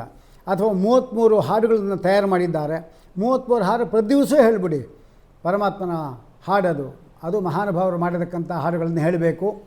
ಸಾಮಾನ್ಯ ಮನುಷ್ಯರು ಮಾಡಿರತಕ್ಕಂಥ ಹಾಡುಗಳಲ್ಲಿ ಭಕ್ತಿ ಇರೋದಿಲ್ಲ. ಆದರೆ ಇರೋದೇ ಇಲ್ಲ ಅಂತ ನಿಯಮ ಏನಿಲ್ಲ. ಅಪರೋಕ್ಷ ಜ್ಞಾನಿಗಳು ಮಾಡಿರತಕ್ಕಂಥ ಹಾಡುಗಳಿದೆ. ಇನ್ನೂ ಅವರು ಸರಿಯಾಗಿ ನೋಡಿ ಮಾಡಿರ್ತಾರೆ. ಅಪರೋಕ್ಷ ಜ್ಞಾನಿಗಳು ಅಂದರೆ ಪರಮಾತ್ಮ ನೋಡಿ ಅವನ ಗುಣವನ್ನು ಹಾಗೇ ಮಾಡಿರ್ತಾರೆ. ಆದ್ದರಿಂದ ಈ ಸಾಮಾನ್ಯ ಮಾನವರು ಮಾಡೋಕ್ಕಿಂತಲೂ ಕೂಡ ಅಪರೋಕ್ಷ ಜ್ಞಾನಿಗಳು ಮಾಡಿರತಕ್ಕಂಥ ಹಾಡುಗಳು ಹೆಚ್ಚು ಫಲ ಕೊಡತಕ್ಕಂಥದ್ದಾಗಿದೆ. ಆ ಹಾಡುಗಳನ್ನು ಹೇಳಿಕೊಳ್ಳಿ. ಅಥವಾ ಗೋಪಿಗೀತ ಇದೆ, ಪಾಲಯಾಚ್ಯುತ ಇದೆ, ವಾದರಾಜನ ಮಾಡಿರತಕ್ಕಂಥದ್ದು ಎಲ್ಲವನ್ನೂ ಹೇಳಿಕೊಂಡು ಈ ತಿಂಗಳ ಪೂರ್ತಿ ನಾವು ವ್ಯರ್ಥ ಮಾಡಿದಂತೆ ಆದಷ್ಟು ಲೌಕಿಕ ಮಾತಾಡಲಿಕ್ಕೆ ಹೋಗಬೇಡಿ. ಮೊಬೈಲೆಲ್ಲ ಕಡಿಮೆ ಮಾಡಿರಿ. ಒಂದು ತಿಂಗಳು ಬಚ್ಚಿಟ್ಬಿಡ್ರಿ ಮೊಬೈಲ್ ನೋಡೋಣ, ಬೇಡ ಕಳೆದೋಯ್ತು ಅಂತ ತಿಳ್ಕೊಂಬಿಡ್ರಿ. ಇನ್ನೂ ಭಾರಿ ವಿಶೇಷ. ಹಾಗೆ ಮಾಡಿ ಒಂದು ತಿಂಗಳಲ್ಲಿ ನೀವು ಎಷ್ಟು ಪುಣ್ಯ ಸಂಪಾದನೆ ಮಾಡ್ಬೋದೋ ಅಷ್ಟು ನಿಮ್ಮ ಇನ್ನು ಮುಂದಿನ ಜನ್ಮಕ್ಕೆಲ್ಲ ಅದು ಸಾರ್ಥಕ ಆಗಿಬಿಡುತ್ತೆ. ಆದ್ದರಿಂದ ಇಷ್ಟು ಒತ್ತಿ ಹೇಳ್ತಾ ಇರೋದು ಯಾಕೆ ಅಂತ ಹೇಳಿದ್ರೆ, ಅದು ಅಷ್ಟು ಫಲ ಶಾಸ್ತ್ರಗಳಲ್ಲಿ ಹೇಳಿದ್ದಾರೆ. ಅದನ್ನು ಹೀಗೆ ನಾವು ಊಟ ಬೋಧನೆ ಮಾಡಿಕೊಂಡು ಕಳೆದು ಬಿಡಬೇಡಿ. ಬ್ರಾಹ್ಮಣರ ಕರೆದು ಊಟ ಹಾಕಿರಿ, ನೀವು ಊಟಕ್ಕೆ ಹೋಗಿ ಏನು ಪರವಾಗಿಲ್ಲ. ಅಪೂಪ ಕೊಟ್ಟರೆ ದಾನ ತೊಗೊಂಬನ್ರಿ, ಎಲ್ಲ ನೀವೇ ತಿನ್ಬಿಡಬೇಡಿ. ಪಕ್ಕದಲ್ಲಿ ಅವರು ಇವರು ಇರ್ತಾರೆ, ಅವರು ಕೂಡ ಒಂದು ಕೊಡೋದು ಅಭ್ಯಾಸ ಮಾಡ್ಕೊಳ್ಳಿ. ಇದೆಲ್ಲವೂ ಕೂಡ ದಾನ ಅಂತ ಅನ್ಸ್ಕೊಳ್ಳುತ್ತೆ. ನಮಗೆ 33 ದಿವಸವೂ ನಮ್ಗೆ ಬರುತ್ತೆ. ಏಕಾಶಿ ಆಡಿ ಬಿಟ್ಬಿಟ್ರೆ 33 ದಿವಸವೂ ಬರುತ್ತೆ. ಎಷ್ಟು ತಿಂತಿ ಹೇಳೋಣ? 33 ತಿಂತೀಯ ಒಂದೊಂದು ದಿವಸಕ್ಕೆ? ಆಗಲ್ಲ. ಅದಕ್ಕೆ ಪಕ್ಕದ ಮನೆಗೆ ಇರ್ತಾರೆ, ಅದ್ರ ಪಕ್ಕ ಮನೆಗೆ ಇರ್ತಾರೆ, ಎದುರುಗಡೆ ಇರ್ತಾರೆ. ಪಾಪ ಮಕ್ಕಳುಗಳೇ ಯಾರು ಹೋಗ್ತಾ ಇರ್ತಾರೆ, ಪಾಪ ಬಂದವ್ರಿಗೆಲ್ಲ ಕೊಡಿ, ಅವರು ಕೂಡ ಸಂತೋಷ ಪಡ್ತಾರೆ. ಅವರು ಸಂತೋಷ ಪಡೋದು ಮುಖ್ಯ ಅಲ್ಲ, ಅವರ ಅಂತರ್ಯಾಮಿಯ ಸಂತೋಷ ಪಡ್ತಾನೆ, ನಿಮಗೆಲ್ಲ ಕಾರ್ಯಕ್ರಮ ಆಗತ್ತೆ. ಆದ್ದರಿಂದ ಈ ಒಂದು ಕಮಲಾಂಕುಶ ಎಂಬತಕ್ಕಂಥ ಒಂದು ಚಾನಲ್ನಲ್ಲಿ ಇಷ್ಟು ಡೀಟೇಲ್ ಆಗಿ ನಾನು ಖಂಡಿತ ಎಲ್ಲೂ ಹೇಳಿಲ್ಲ. ಯಾಕೆಂದರೆ ಒಂದು ಕಡೆ ಪೂರ್ಣವಾಗಿ ಅದು ತಲುಪಲಿ ಎಂಬ ಉದ್ದೇಶದಿಂದ ಇದು ಹೇಳಿದೆ. ಇದೆಲ್ಲರೂ ಕೂಡ ಬಿಡದಾಗಿ ಸಾರ್ಥಕ ಮಾಡಿಕೊಳ್ಳ್ರಿ. ಪರಮಾತ್ಮ ಅನುಗ್ರಹ ಮಾಡ್ತಾನೆ, ಖಂಡಿತ ಅನುಗ್ರಹ ಮಾಡ್ತಾರೆ. ಹರಿಗುರುಗಳು ದೇವತೆಗಳೆಲ್ಲ ಸಂತೋಷ ಪಡ್ತಾರೆ. ನೀವು ಅಂದ್ಕೊಂಡಿರತಕ್ಕಂಥ ಕಾರ್ಯಕ್ರಮ ಎಲ್ಲ ಸಿದ್ಧಿಯಾಗತ್ತೆ. ಇದು ಪುಣ್ಯ ಮಾಡಲಿಕ್ಕೆ ಒಳ್ಳೆಯ ಅವಕಾಶ ಅಂಥೇಳಿ ಇದನ್ನು ಮುಗಿಸ್ತಾ ಇದ್ದೇನೆ. ಕೃಷ್ಣಾರ್ಪಣಮಸ್ತು. ಸರ್ವೇ ಜನಾಃ ಸುಖಿನೋ ಭವಂತು. ಸಮಸ್ತ ಸನ್ಮಂಗಳಾನಿ ಭವಂತು. ಕೃಷ್ಣಾರ್ಪಣಮಸ್ತು.